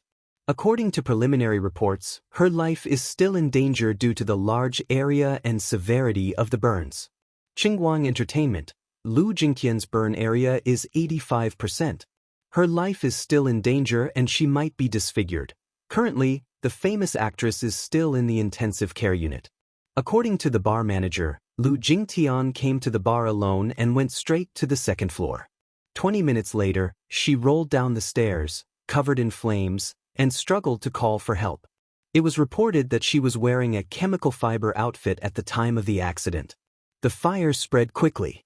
The bar's emergency response was not timely. By the time the fire was extinguished, she had already lost consciousness. Starlight News, bar responds to Lu Jingtian's self-immolation incident, denies responsibility, and says that it was because the actress was in a surveillance camera's blind spot. There were no other customers on the second floor at the time, so the fire was not immediately discovered. The bar manager responded that the actress might have been playing with a lighter when the lighter leaked, but the fire spread all over her body in a few seconds. The bar staff put out the fire immediately, evacuated the crowd, and called the police for an ambulance. Huanyu's official Weibo was silent, and there was no announcement so far. Many netizens left comments questioning, can a lighter really set the whole body on fire in an instant? Although her clothes are made of flammable material, it shouldn't spread all over her body in an instant. Shouldn't a normal person put out the fire or call for help in time when their clothes are on fire? However, looking at the surveillance camera, the fire spread all over her body in an instant. She didn't even have a chance to save herself. I don't believe that a lighter can set off such a big fire in an instant. The incident happened a few hours ago, and Huanyu still hasn't made any statement. There's not even an announcement. What are they doing? Unless the clothes were splashed with gasoline or flammable liquid, they would only catch fire when exposed to an open flame. How scary!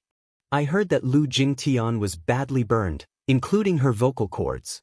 I don't know if she'll be able to speak in the future. At first, I thought it was suicide. But if it was really suicide, who would use such a cruel method? It's not like he's a follower of a cult. Moreover, who would purposely to the bars to commit suicide? I watched the video carefully. There's a person in black in it, but I can't tell if it's a man or a woman. When Lu Jingtian caught fire, he happened to be walking down from the second floor. He looked so calm that it's scary. It's hard not to link him to this incident. Could it be Premeditated murder? The netizens discussed animatedly. Chapter 2372. Xianxia went back to the hotel to rest. When she woke up in the afternoon, the first thing she did was to grab her phone and open Weibo. Huanyu's official Weibo had already made an announcement. Huanyu Entertainment.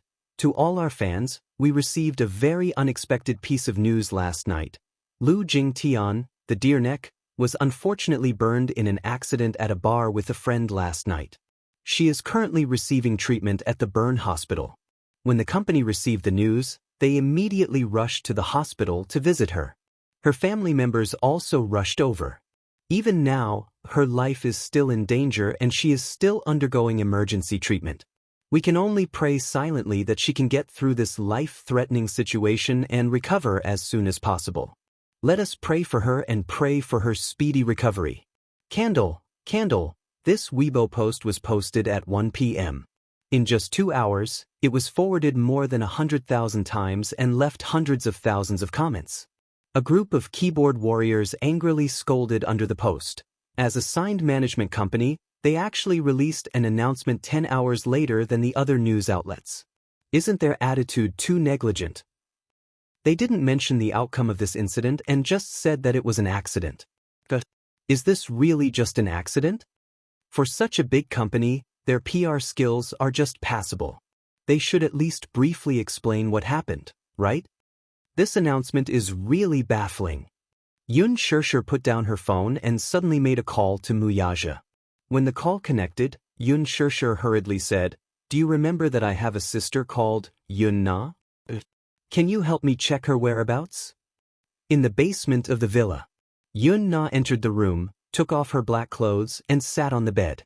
She casually picked up the remote control on the bedside table and turned on the TV. The scene changed to the news channel. As expected, Lu Jingtian's accident was the talk of the town. Every TV station was vying to report it. Yunna leaned against the headboard coldly. How ironic.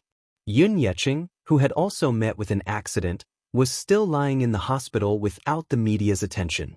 As a public figure, Lu Jingtian, on the other hand, had caused quite a stir.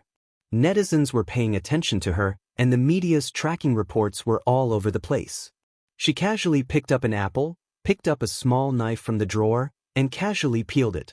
A ghastly scar could be seen at the edge of his sleeve. It was obvious that it had been pierced deeply by some barb. Halfway through peeling, there was a knock on the door. Yunna glanced at the door. She stood up and walked over to open the door. A woman with heavy makeup stood outside the door. She was wearing a graceful and luxurious coat, and her eyes sized Yunna up. "Yunna, you're really cool. You've caused such a big commotion all of a sudden." Yunna glanced at her, and there was finally a trace of expression on her cold face. With a faint smile, she turned sideways and welcomed her in. She seemed to be quite polite to this woman, but she didn't show much respect. Her attitude was neither cold nor warm. What about women? As if she was used to it, she walked into the room. This was the place that this woman had arranged for her. It was the basement of the villa. It used to be used as a wine cellar to store wine. Now it was separated by a small room. She had arranged it simply for her to stay. Chapter 2373. The woman was obviously very displeased with Yunna's actions last night. She closed the door and said coldly, "I saw today's news." Yunna nodded. "Oh."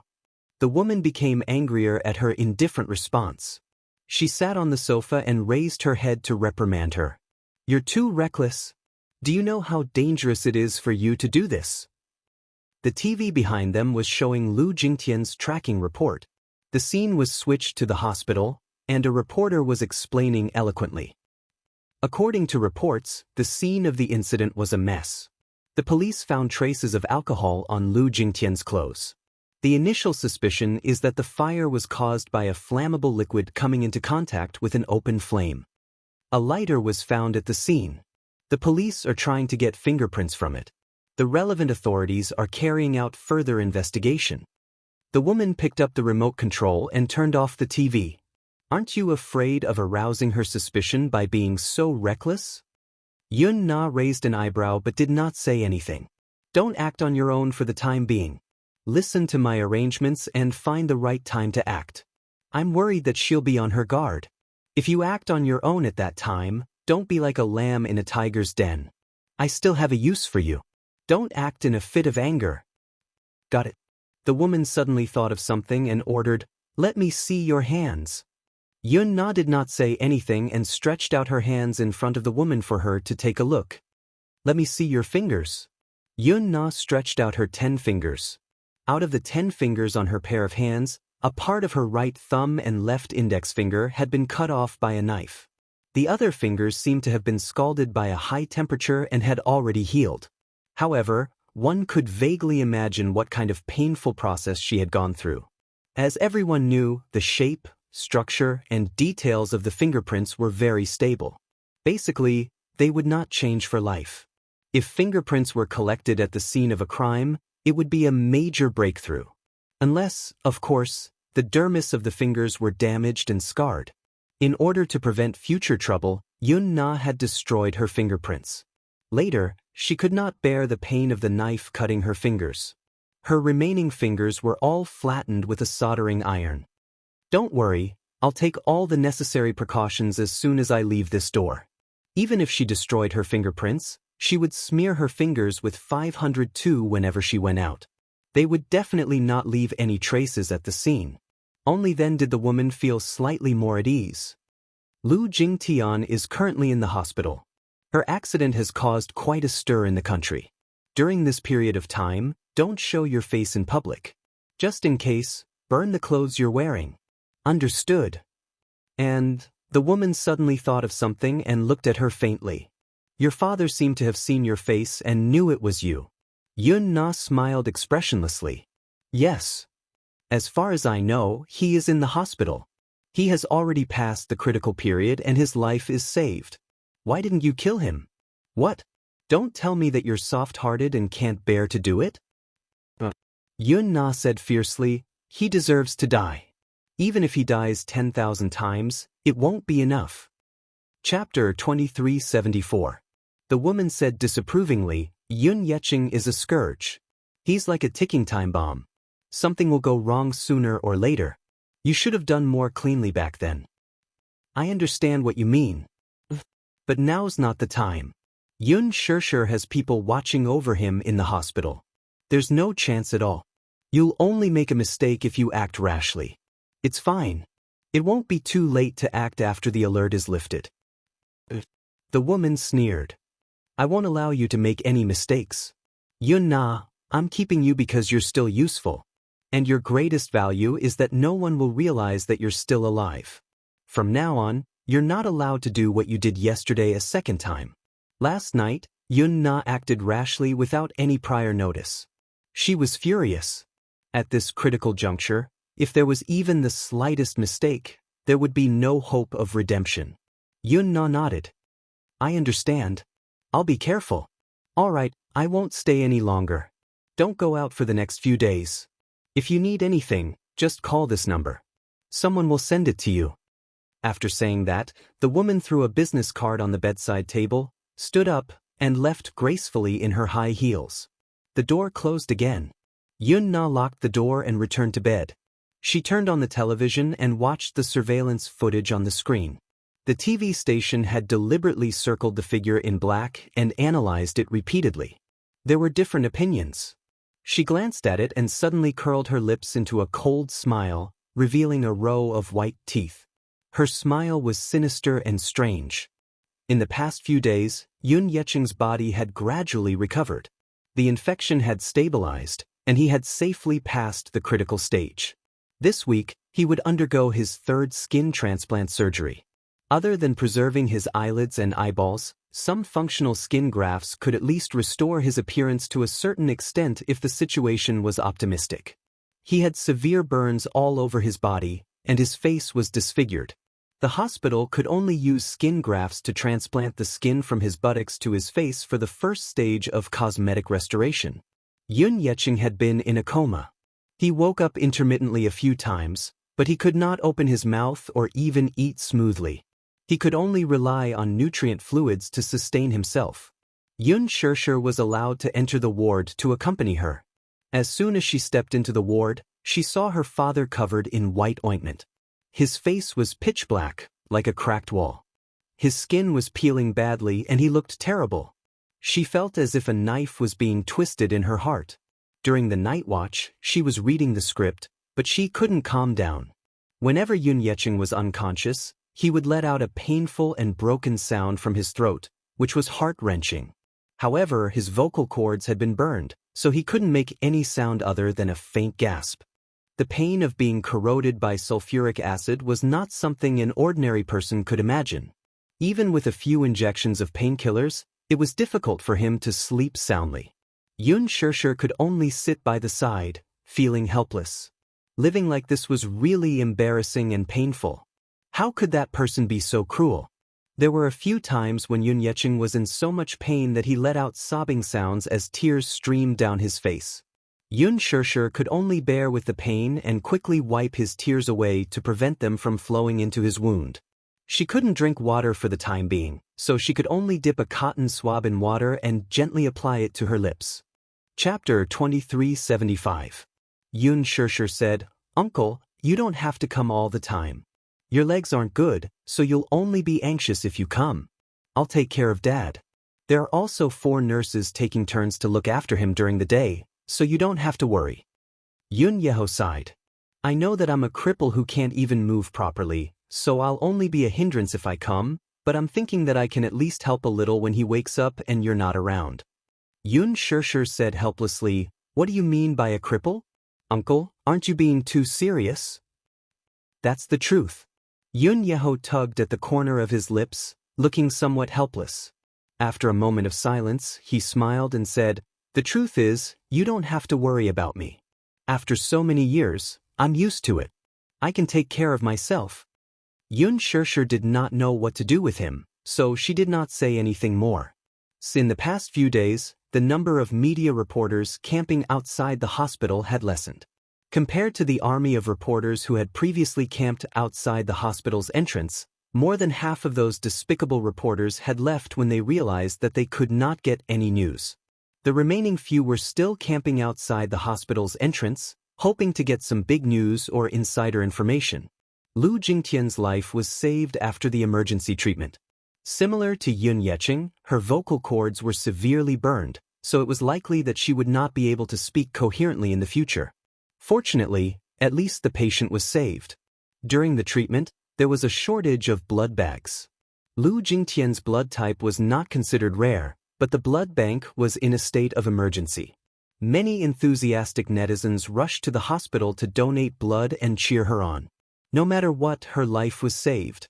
After coming out of the emergency room, Huanyu's official Weibo updated its status to inform the public of Lu Jingtian's current situation. It also expressed some official words, such as thanking the fans for their concern and the kindness from all walks of life. Ever since Huanyu's official Weibo posted this announcement, the other artists in the company spontaneously reposted it to encourage and cheer her on. Yang Mi, Li Jiuxian, and most of Huanyu's artists sent their blessings. How many of these blessings came from the bottom of their hearts, though? Most of them were pompous and superficial greetings. The so-called support was mostly insincere. How many of them were sincerely praying for Lu Jingtian? Lu Jingtian was usually vying to stand out in the company, so she was not very popular. Many people were secretly happy when they found out that she was disfigured. This was especially true for a female star who had recently been snatched from the lead role by Lu Jingtian. She was so happy that she did not know what to do. This was retribution from the heavens. Of course, he could only keep these thoughts in his heart. But at this time, who would dare to add insult to injury? This was a critical juncture. Lu Jingtian's burn incident had caused a sensation all over the country. The more they were at this juncture, the more they had to be mindful of their words and actions. There were many keyboard warriors on the internet. If you were not sincere enough, your fans would definitely accuse you of being cold, heartless, or cruel. Yun Shirshir was innocently implicated. For the past few days, Yun Shirshir had been taking care of Yun Yecheng at the hospital. She did everything by herself, no matter how big or small, and thus neglected the latest news about Lu Jingtian on Weibo. Many fans saw that the other artists of Huanyu had posted on Weibo to express their concern, but Yun Shishir did not. They started to question her indifference. Chapter 2376. Qin Zhou logged into her Weibo account and posted a post on her behalf to express his concern. However, even though he released it in time, the fans didn't buy it. Lu Jingtian's injury is so serious. The other artistes in the company immediately posted their concern on Weibo. Why did you only post it now? You're too cold. She's your colleague after all. Isn't it too cold for you to pay attention to this matter so late? Seeing that their idol was being attacked, Yun Shishir's die-hard fans immediately retaliated in the comments section of Weibo. Why didn't I realize that she had so many fans in the past?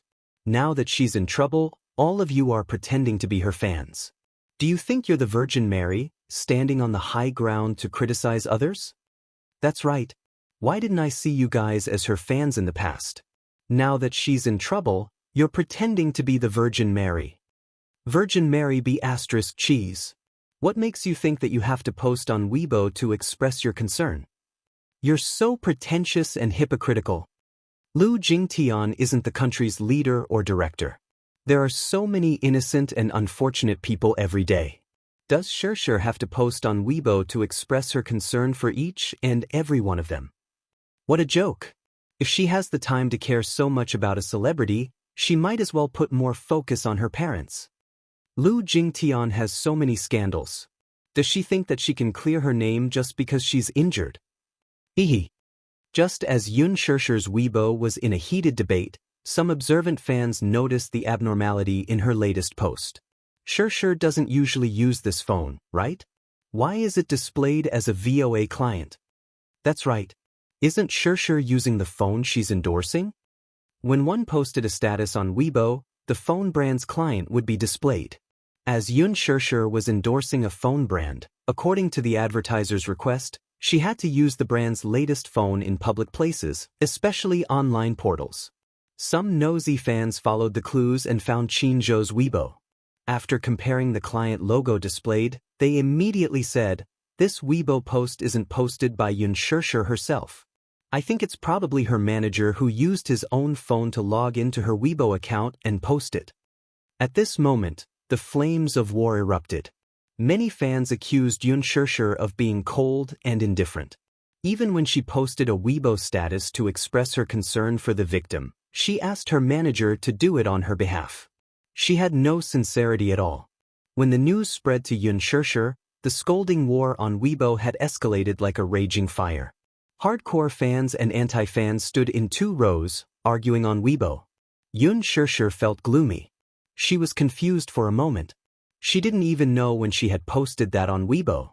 No matter how she thought about it, it might have been sent by Qin Zhou. She immediately called Qin Zhou to verify the situation.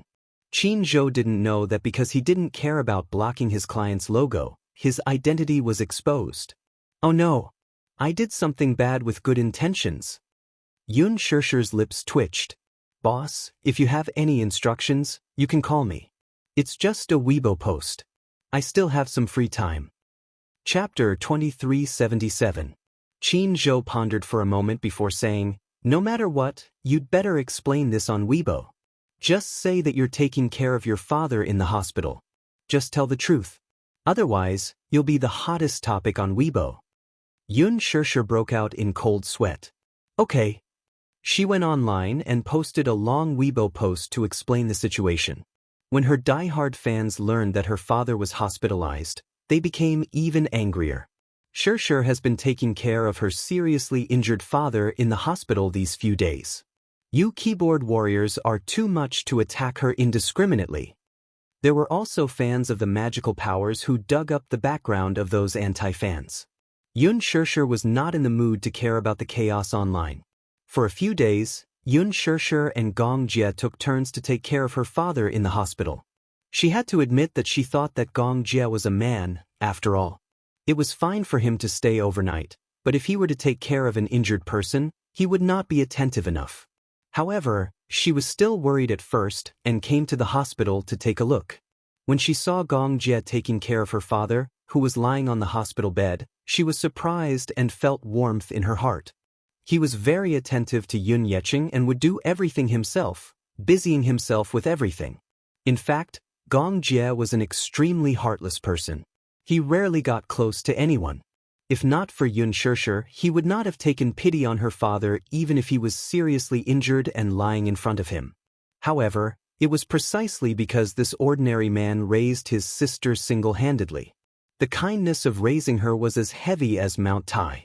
Therefore, even if there were inevitably some dirty and tiring work when he took care of her, he still did not complain and was considerate and attentive. Taking care of such a seriously injured person was really not a good job. However, Gong Jie took care of her very carefully and did not complain at all. At the same time, the Mu Group also released an announcement regarding Mu Yaja's resignation as the Mu Group CEO. Unsurprisingly, the moment the announcement was released, there was an uproar again. Mu Yaja was a cunning old fox. He had clearly stated in the announcement that Mu Yaja had resigned on his own accord and that it had nothing to do with the company's internal affairs. He also made it clear that after Mu Yaja announced his resignation, Mu Corporation tried to persuade him to stay, but he did not cherish the opportunity. However, this announcement letter still caused countless waves of commotion. Everyone in Mu Group was speechless. To Mu Yaja, the position of CEO was dispensable. In his eyes, the position that so many people coveted but couldn't get was worthless in his eyes. He didn't want it at all. The other competitors of the Mu family felt even more indignant. The things that they were fighting for at all costs were not rare in the eyes of others at all. After the announcement was released, it caused a huge uproar. Naturally, Mu Group's shares fell again and again on the same day. They fell to the bottom of the valley. Hundreds of millions of yuan of market value disappeared overnight. Of course, this loss was not a big deal to the Mu family, but it was not a small loss either. It still caused a lot of turmoil in the Mu family. Chapter 2378. Many reporters found out that the second head of the Mu family preferred Mu Yanqing, the illegitimate son of the Mu family. Mu Yanqing? Can he do it?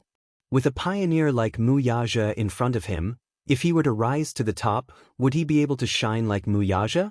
It was impossible. Everyone knew that no one in the Mu family could replace Mu Yaja's position and achievements.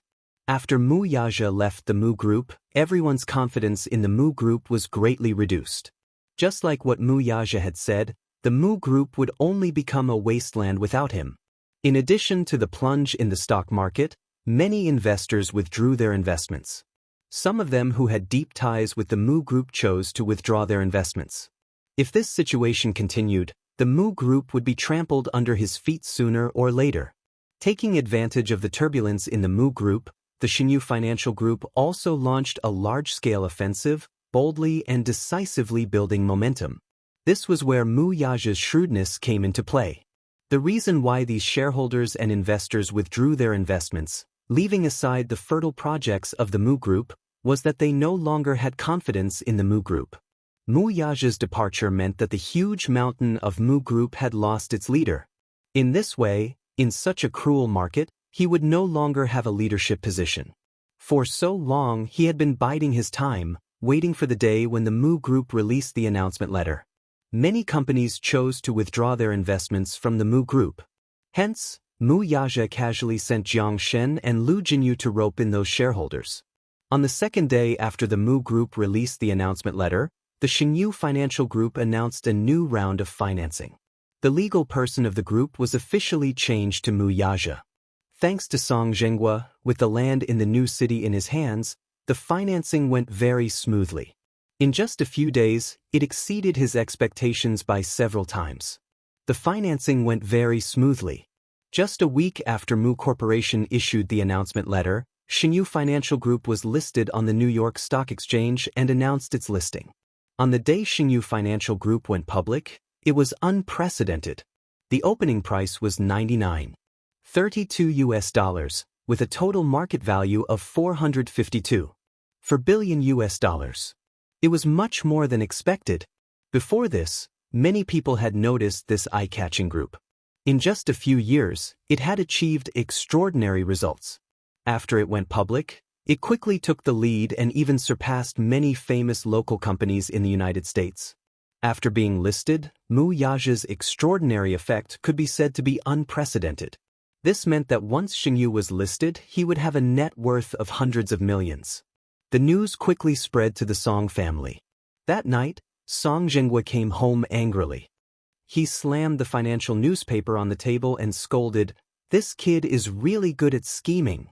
I was wondering why he was able to step down from his position as the CEO of the Mu family so easily back then. He was so confident and disdainful. He didn't even want it anymore. It turned out that a few years ago, he had secretly planned and cultivated his own forces. Now that Xingyu is listed, its stock price rose to $120 by the end of the day. He's really riding on the crest of success. When Jiang Qiming heard this, she was a little confused and hurriedly asked what was going on. Song Zhenghua tugged at his tie in annoyance and paced a few rounds on the spot. He slammed the table, his veins popping out in anger. "He's set me up. Damn it." Chapter 2379. Song Zhenghua said unhappily, "What else could it be? Your brother is very shrewd. Back when he was still in the Mu family, he relied on the Mu family's resources to cultivate his own company. Even the Mu family didn't know about this. In order to hide it from others, the legal person of Xingyu Financial Group was Lu Jinyu's name from the beginning. A few days ago, he changed the legal person. Last night, he listed it in New York and became hundreds of billions of yuan. I've really underestimated his capabilities previously. I thought that after he left the Mu family, he would have nothing." Song Enya was watching TV in the living room. When she heard her father's words, she was shocked and her eyelids twitched. "Dad, what did you say? How did the Xingyu Financial Group, which has been very popular recently, become Brother Mu's? Can't you tell? He's been planning for this day for a long time. The second in charge of the Mu family is probably going to be angered to death. They nurtured him wholeheartedly, but in the end, they raised an ingrate. Now that he's gone, not only did he take away a lot of the Mu family's resources, but many shareholders and investors also withdrew their investments from the Mu Group and transferred their investments to the Xingyu Financial Group. In this way, the Mu Group must have suffered a great loss after suffering such a heavy blow." Song Enya's face turned pale as she sorted out the situation. Jiang Qiming said in a daze, "You mean to say that a few years ago, that kid had already started planning something else and established Xingyu? This Xingyu is his doing? What else could it be?" Song Zhenghua said unhappily, "I've dealt with Xingyu a few times, but I didn't find anything fishy. I didn't expect that, from the beginning to the end, this kid had everything planned out. Not long ago, he took that piece of land from me and used it to finance his project. Now, he's so proud of himself." Hearing this, Song Enya bit her lip hard as her facial muscles twitched. Oh my God! What was this? What was this? Ever since that incident, her love for Mu Yaja was as deep as her hatred. The more she loved him, the more she hated him now. She had thought that after Mu Yaja left the Mu Group, he would have nothing left. At first, she was secretly proud. She was counting on the day when she became the young madam of Mujia. She must run to Xianxia to show off. But what about her? He wanted to see with his own eyes how dejected they were. After leaving the Mu Group and losing that position, that arrogant and extraordinary man must have fallen from the peak to the bottomless abyss, right? Chasing after love? Did she disregard fame and fortune for the sake of love? At that time, she would be different. As long as Mu Yanqing acknowledged the child in her womb and married into the Mu family, she would be the Mu family's young mistress. She did not have to worry about Mu Yanqing refusing to acknowledge the child. She had plenty of means to force him to acknowledge it. As for Xianxia, she was with a down-and-out man and had nothing.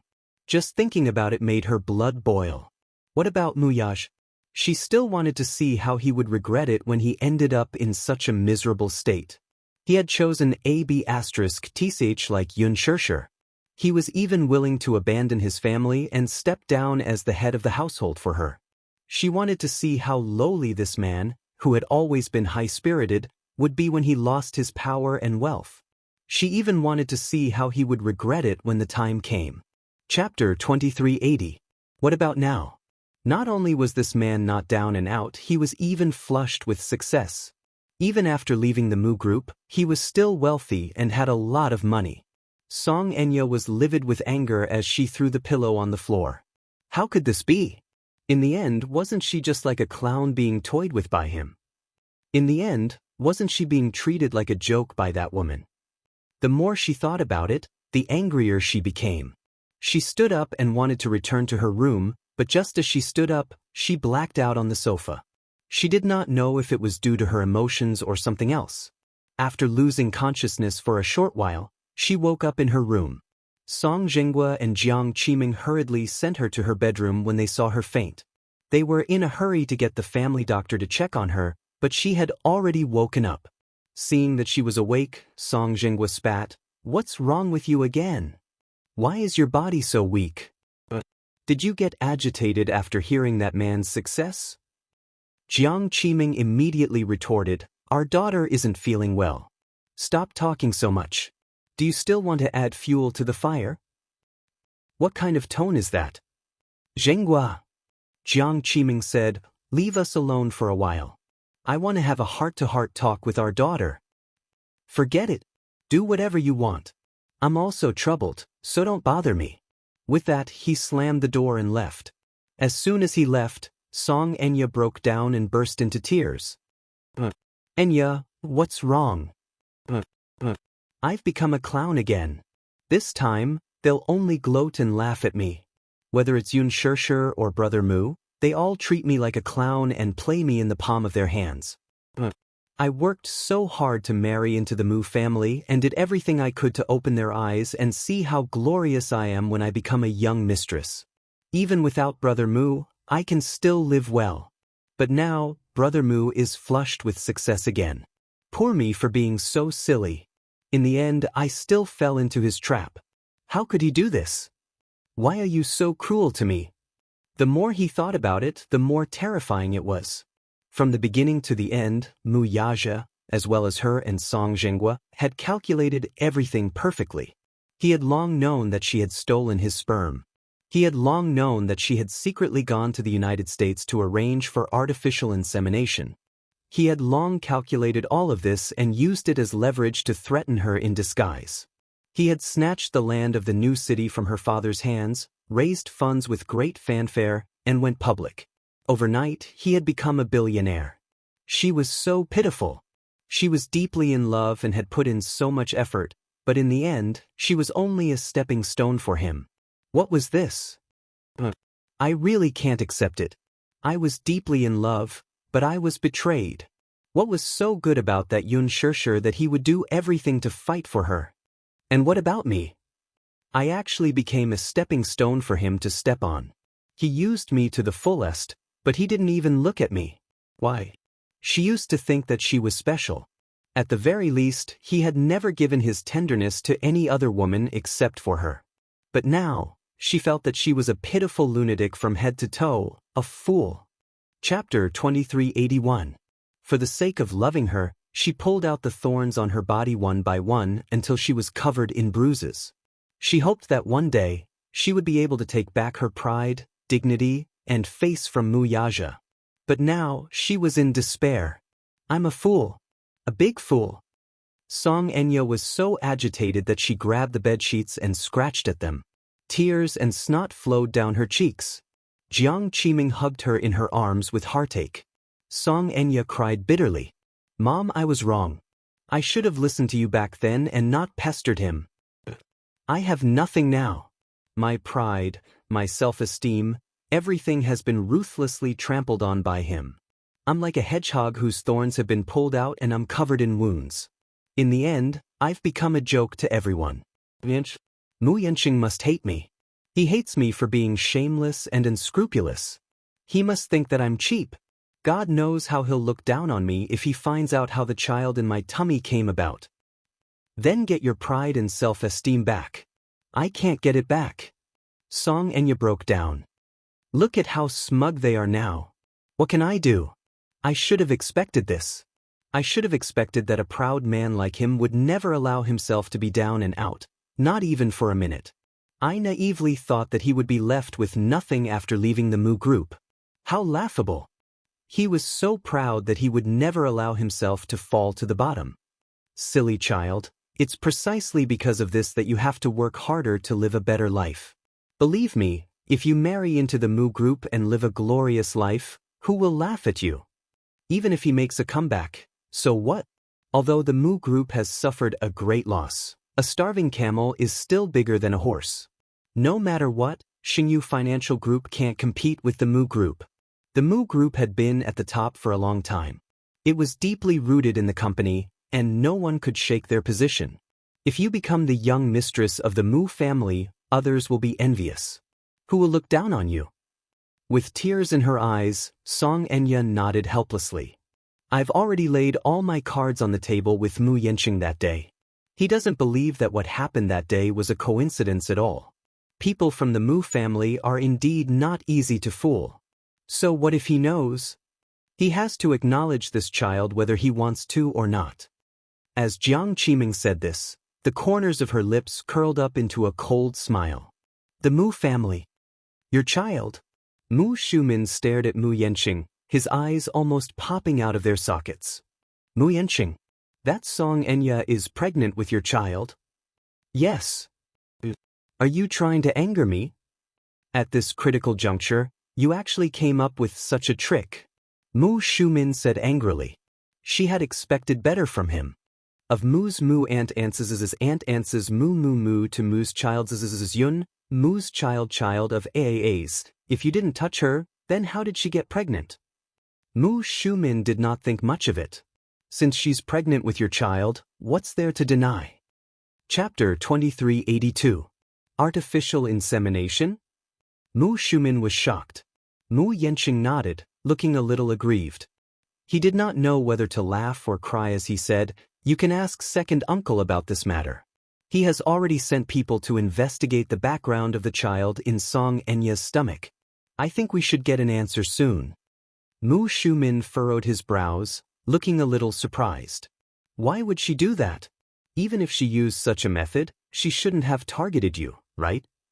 I heard that this lass has never changed her mind about Xianxia. How did it involve you? Mu Yanqing was at a loss about Mu Shumin's doubts. Hee, I don't know. Who knows what she's thinking? I wasn't wary of her, but I didn't expect her to plot against me. Mu Shumin's interest was piqued as he asked, "Oh? Where did this come from? What the hell is going on?" That day, I met her at a bar.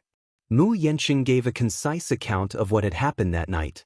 Mu Shumin's expression changed again and again as he listened. In the end, shock was not enough to describe it. She actually used such a despicable method on you? That Jiang Qiming is really too much. As a daughter, she's despicable, and as a mother, she's also fooling around. How does the Song family discipline their women? Does Song Jinghua know about this? I'm not sure. Mu Yanqing moved and said, "Anyway, Auntie, you have to believe me. I didn't touch her at all. Although I've had other women outside and played with them, I've always known my limits. I'll never have any thoughts about someone who doesn't change. Xianxia has the Song family behind her. If I were to mess around, wouldn't her mayor father skin me alive?"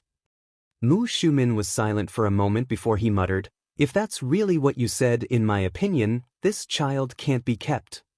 What do you mean? If such a scheming woman marries into the Mu family, won't the world be turned upside down? The Mu family is already in a mess. With such a woman, it'll be chaos. No matter what, you have to marry a woman who's easy to control. I'm worried that you won't be able to subdue Xianxia. Mu Yanqing laughed disdainfully. There's no woman that I can't subdue. That's because you haven't fallen for men. Don't underestimate women. After a moment of silence, he suddenly thought of something and asked, "Auntie, do you know about Xianxia Financial Group's recent listing in New York?" Chapter 2383. At the thought of this, Mu Shumin was furious. B** starred, how can we let him have his way? What should we do now then? Since this battle has already begun, even if we have to bite the bullet and suffer losses on both sides, we should still fight it. After saying that, Mu Shumin slowly stood up and said with a vicious expression, At the very least, we have to show him that the Mu family isn't so easy to bring down. Xingyu Financial Group alone is far from enough to bring down the Mu family. The two men looked at each other, their eyes filled with viciousness. The next day, Mu Shumin looked for Mu Linfeng and mentioned Song Enya's matter. Mu Linfeng sat at his desk and glanced at her. Suddenly, he said in a deep voice, "I think I know what's going on now." "Second brother, don't keep me in suspense. Since you said that you found out, why don't you tell me what's going on?" That last didn't steal Mu Yanqing's sperm from the sperm vault but Mu Yaja's. She ran to America and secretly underwent artificial insemination. In the end, Yaja found out about it and secretly tampered with it, replacing it with Mu Yanqing's. She had painstakingly prepared for pregnancy and suffered a lot. When she finally got pregnant after much difficulty, she was awakened by Yaja's splashing of cold water on her. Not only that, he even used this as a threat to make Song Jinghua obediently hand over the land in Exin Cheng. Then he used this land for financing and successfully listed it. From the beginning to the end, everything was in his plan. He calculated step by step, including Song Enya, me, and the entire Mu group. Every step he took was aimed at our vital points. I have to say that this brat was able to calculate to this extent. It's an eye-opener for me. What do we do now? Mu Shumin was angry and anxious. That Song Enya is too shameless. She's trying to frame Yanqing. Is she crazy? Second brother, why don't we secretly get rid of her child? We can't let such a scheming woman marry into our family. What are you going to do? Mu Linfeng asked. Mu Shumin was at a loss for words. You're not going to tell me that you're going to kidnap that girl and forcefully abort the child in her stomach, are you? Can't I? You should know that the Song family is not to be trifled with. However, Mu Shumin disagreed and said contemptuously, "Do you think our Mu family is afraid of a mere Song family?" At this juncture, offending the Song family will not end well for the Mu family. If these words came out of Mu Yaja's mouth, it would be more convincing. After all, I believe that he has the means to settle this matter. But you, forget it. Don't cause any more trouble at this critical juncture. Mu Shumin panicked. Second brother, that lass is so shrewd. What will happen if she marries into the Mu family? That girl won't amount to anything. With you suppressing her, won't she still be under your control? That little scheming of hers won't be enough to turn the Mu family upside down. After weighing the pros and cons, we should go with her wishes. Since she wants to marry into the family, we might as well fulfill her wish. The Mu family can still afford to give her a status. Mu Shumin bit his lip indignantly, feeling indignant. A tiger would be bullied by a dog if it fell to the ground. Chapter 2384. I'll leave this matter to you to handle. Since she's pregnant, we can't afford to take any more responsibility. Besides, marrying Song Enya into the family might not necessarily be a bad thing for the Mu family. That old man of hers has quite a bit of power in his hands. He can help a little at this juncture. Then Yanqing will definitely be wronged. What's there to suffer? Mu Linfeng smiled. He'll only suffer more if he marries Lin Shua. That last Lin Shua's temper was even worse. At worst, he could let him marry a few more concubines in the future. It was not impossible. The most important thing now is to settle this matter as soon as possible. Song Enya is doing this because she's sure that Mu Yanqing has no choice but to acknowledge this child. This, Mu Shumin could not calm his anger. After calming himself down, he swallowed his anger and said, "All right." When she returned home, even though she was furious, she still made arrangements according to Mu Linfeng's instructions. Mu Yanqing was not surprised when he heard the news, but he still felt uncomfortable. To him, marrying Song Enya was not a loss or grievance. It was just that he felt unbalanced. At the end of the day, he was just a replacement. Song Enya was originally aiming for Mu Yaja, but in the end, he did not care and did not want her. In the end, it fell to him. To put it bluntly, if he was not a spare tire, what was he? Only when Mu Yaja did not want her would it be his turn. He could not get over this hurdle in his heart. However, Mu Linfeng had also said that this marriage should be done as soon as possible. Once Xianxia married into the family, he would do some work to help him ascend to the position. The position of the Mu Group CEO was still empty. Every day that it was empty was another day of turmoil in the Mu Group. A country could not be without a ruler for a day. If such a large financial group lost its leader, it would be more dangerous. If Xianxia married into the family with the support of the Song family, the Mu family could get through this public relations crisis as soon as possible. Only then did Mu Yanqing feel a little better. At night in the hospital, Yun Shishir stayed in the ward and quietly read the script. When it was early in the morning, she was so sleepy that she fell asleep. She did not know how long she had slept until she was awakened by a soft rustling sound. She opened her eyes warily and sat up abruptly, only to see Mu Yaja sitting by the hospital bed, dabbing some water on her father's lips. She was a little surprised and said softly, "You're back?" Mu Yaja turned around. "You're awake?" Yun Shishir walked up to him and said, "When did you come back? Why didn't you wake me up?" Some time ago, Mu Yaja flew straight to the United States because of the listing of Xianxia Financial Group. He did not say when he would be back. She did not know much about the listing of Xianxia Financial Group. She only knew that her man had his own assets and company outside of the Mu Group. However, she only had a rough idea and did not know how big his company was or how big it was. Mu Yaja did not mention too much and only told her to take care of Yun Yaja. "I rushed over as soon as I got off the plane. When I came in, I saw you dozing off and the script on the floor. I thought that you must be very sleepy, so I didn't wake you up. You should have woken me up. Since you're tired, sleep a little longer. I'll take care of you." Chapter 2385. Yun Shishir also sat down by the bed. He asked, "How's Dad?"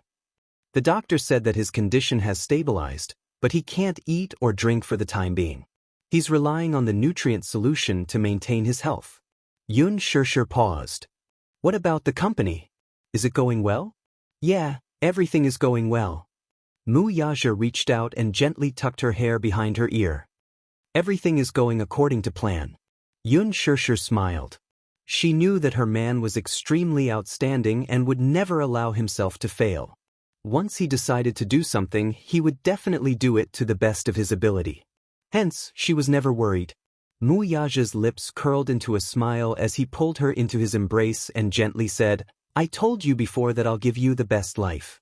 Yun Shishir hugged his waist and said emotionally, "Yeah, I know. Shishir, I've already contacted them. After I'm done with work, I'll take you to try on the wedding dress." Yun Shishir was stunned. "Wedding dress? Why? Don't tell me you forgot?" Mu Yaja playfully scratched her nose and said, "The wedding dress you wore for the wedding photo shoot." "Ah, I remember now." Yun Shishir smacked her forehead and said, "I've been so busy recently that I almost forgot about it." Mu Yaja rubbed her head lovingly. He liked to rub her little head. It was said that the way a man doted on a woman was not to treat her like a princess, but to dote on her like a daughter. Yun Shishir slapped his hand away. "You're messing up my hair. I've long lost my image." "Mph." Yun Shishir snorted a few times. "However," Mu Yaja said, "you sound like a little pig when you snort." Yun Shishir was a little surprised. How could he be like those ordinary couples and use Piggy as a pet name? Many couples would call each other pig babies when they flirted with each other. In her eyes, this man had always been otherworldly. She didn't expect him to have such a down-to-earth side. Yun Shishir snorted in dissatisfaction. "You're the piggy. I'm not going to snort like a piglet. If I'm a pig, then what are you? Mph, you're a beast, you won't even let a pig go." Before Yun Shishir could finish her words, Mu Yaja suddenly hugged the back of her neck and heavily sealed her lips.